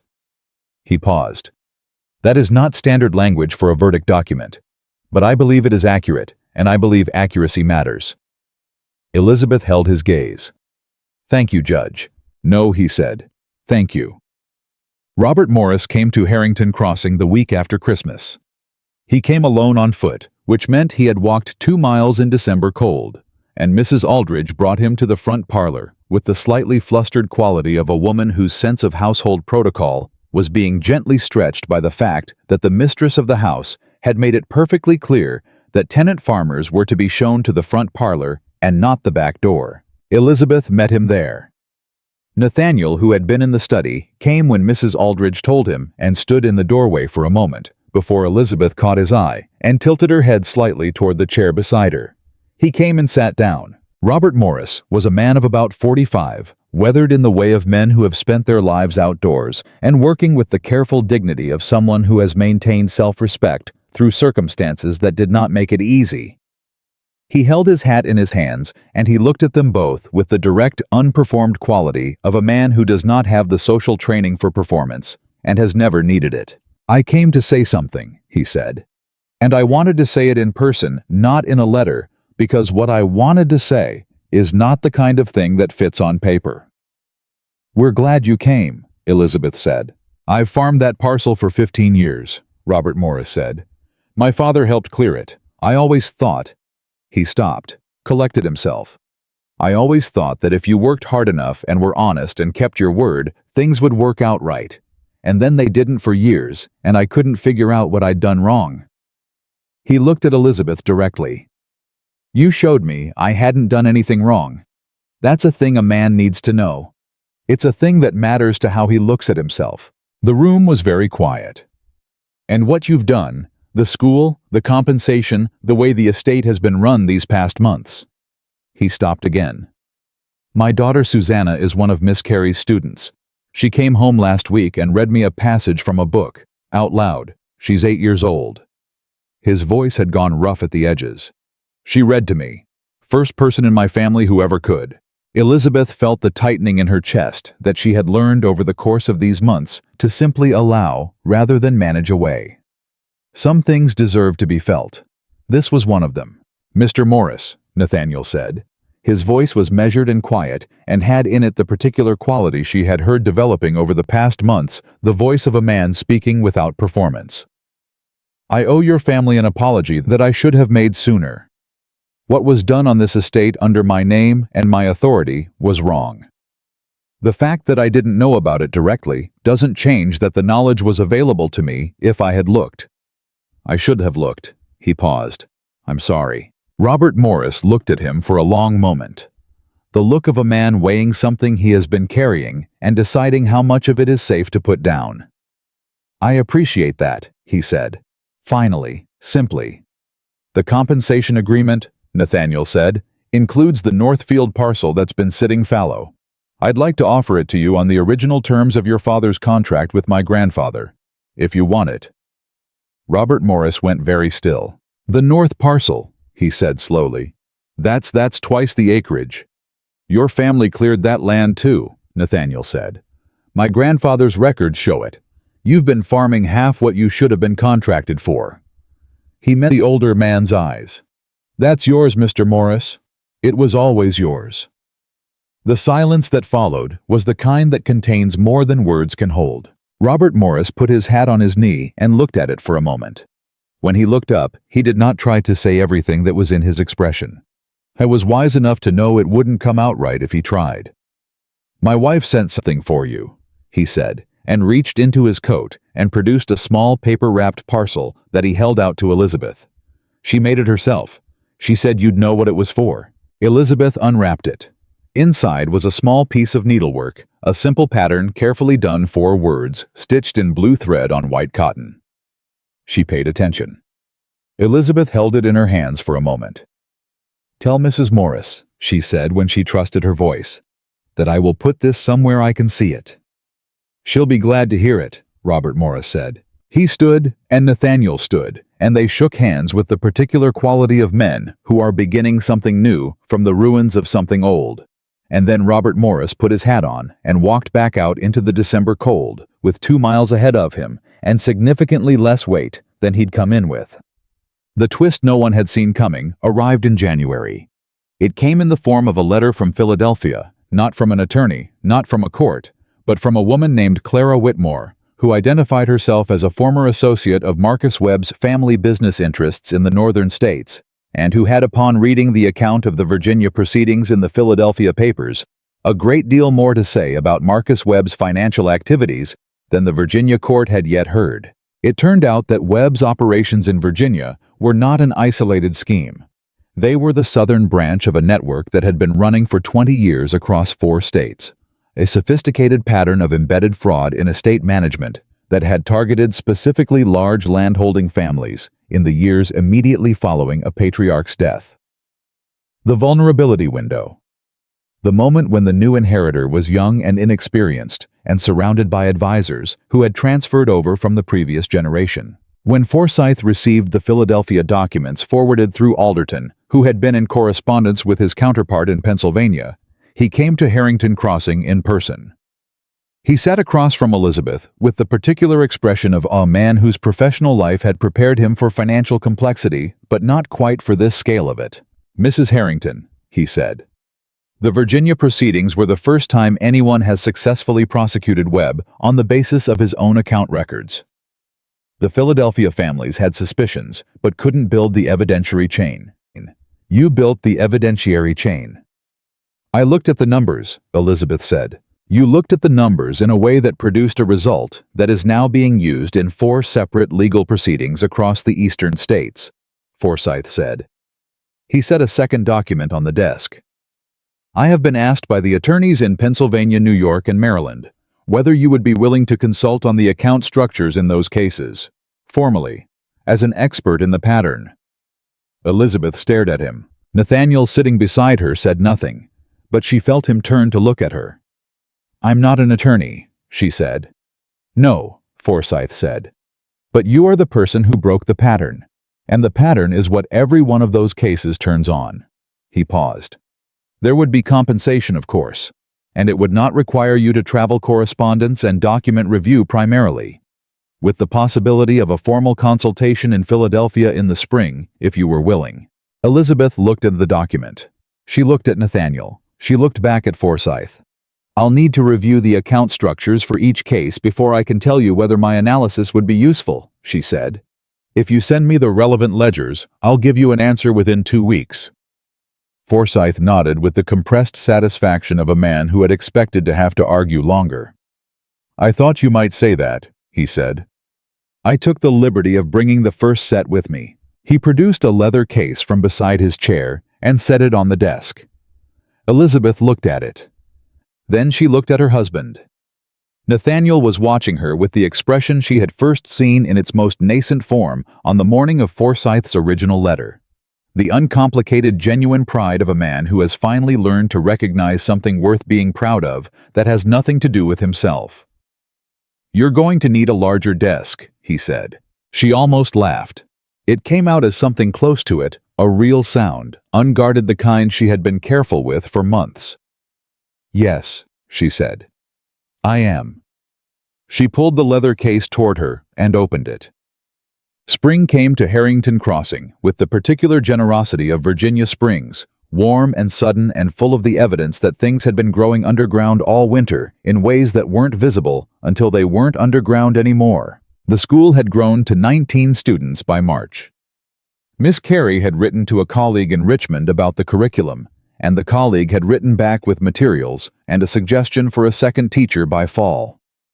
Eleanor Harrington had taken over the scheduling of the school's calendar with the organized precision of a woman who had been waiting for 30 years for something this important to schedule, and she attended twice a week herself, not to teach, but to be there, which Elizabeth had come to understand was its own form of statement about what the House of Harrington considered worth its attention. The Philadelphia consultation had produced a result in February that had sent letters of thanks from attorneys in 3 states, and more usefully, a request from the Pennsylvania court for Elizabeth's written analysis of the web account pattern to be entered into the formal record as expert documentation. She had spent 6 weeks on it, working in the study that now had a larger desk and 2 additional shelves, with Nathaniel bringing her coffee on the evenings when she worked late and not asking when she would be finished, which she had come to recognize as his specific form of support, the giving of space without the withdrawal of presence. She had submitted the analysis in March. The Pennsylvania verdict came in April. Alderton brought the news himself, which told her it was good before he said a word. He stood in the front parlor and told them both that Marcus Webb's Philadelphia assets had been ordered frozen pending further proceedings in New York and Maryland, and that the combined restitution ordered across all 4 states would by conservative estimate return to affected families a sum that made the Virginia proceedings look like a preliminary inquiry. 20 years, Alderton said. "He operated for 20 years. You found him in 9 weeks. "I found the Virginia piece in 9 weeks, Elizabeth said. The rest of it was other people building on what that produced. "That is how it always works," Alderton said. "Someone has to be first." She walked him to his door when he left, and stood on the front step in the April morning and thought about February. Not this February, but the February before the wedding. When her father's business partner had sat across from her in a quiet room and told her with the guilty relief of a man who cannot carry something alone anymore what had been said at Marcus Webb's card table. She had sat with that information for 6 weeks before the wedding. She had thought about it the way she thought about all things that required careful thought. She had decided in the end that the wager told her something about who Nathaniel Harrington was performing for the world, and that what she had seen in 4 months of courtship told her something different about who he was underneath the performance, and that the distance between those 2 things was either unbridgeable or the most interesting problem she had ever been given to work on. She had chosen the problem. Standing on the step in the April sun, she did not regret it. Nathaniel found her there, the way he often found her in these months, not by seeking specifically, but by moving through the house with the new attentiveness of a man who has learned to pay attention and discovers, having learned it, how much there is to attend to. He stood beside her. They looked at the drive, at the fields past it, at the estate that had been in his family for 4 generations, and that looked this spring subtly different than it had any spring he could remember. Not in any single visible thing, in the quality of it, in the way it felt to stand in it. "Forsyth sent his quarterly," he said. "The accounts are clean. First time he can say that with certainty about any quarter in the record he's examined." "Good," she said. "The north parcel Morris is working is up 40% from last year's yield. Margaret told me," she said. Susanna read her the figures. He almost smiled. The almost smile had become over these months one of her private catalogued things, the way it arrived just before the real one, the moment of a man deciding that something was worth letting through his defenses. The real one followed. Small. Real. She looked at him. "I want to ask you something," he said. "Ask it," she said. "The ballroom," he said. "I want to use it, not for a dinner party, not for anything like before." He paused. I want to invite the estate families. The Morrises, the Hensleys, everyone on Forsyth's list, and everyone who wasn't on it, but who works this land. I want to have them in the main house in the ballroom with the good silver out and the food from our kitchen, and I want to stand in front of them and—" He stopped.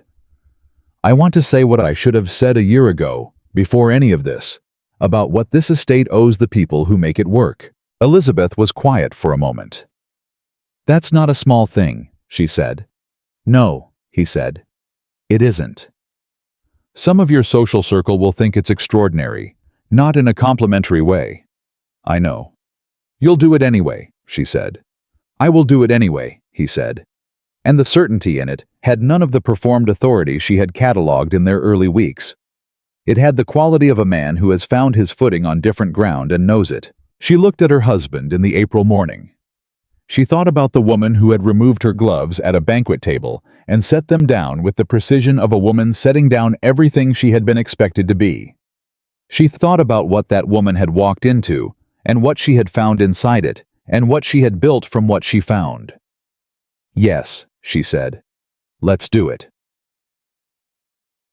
The gathering was held on the first Saturday of May. 37 people came into Harrington Crossing's ballroom, the same ballroom where 200 guests had laughed at a bride's expense a year before. The same silver was out. The same kitchen had produced the food. But the room was entirely different, because the people in it were different, and the reason they had been invited was different, and what was said was different. Nathaniel stood before them. How was not performing? That was the first thing Elizabeth noted watching from beside Eleanor, who stood with her back very straight and her eyes very bright. He was not working the room, not projecting confidence, not managing impressions. He simply stood before 37 people who worked his land and looked at them. "A year ago," he said, "this house was not run the way it should have been, not because of what was done by the men who stole from it, though they will answer for that, and have begun to, but because of what was done by me. The inattention. The assumption that authority and respect were the same thing, and that a man who had inherited land had somehow earned the trust of the people on it." He paused. "I had not earned it. I am working on earning it." The room was absolutely still. "What has happened in this estate over the past year is not something I can claim," he said. "I can claim that I acted on it when it was brought to me.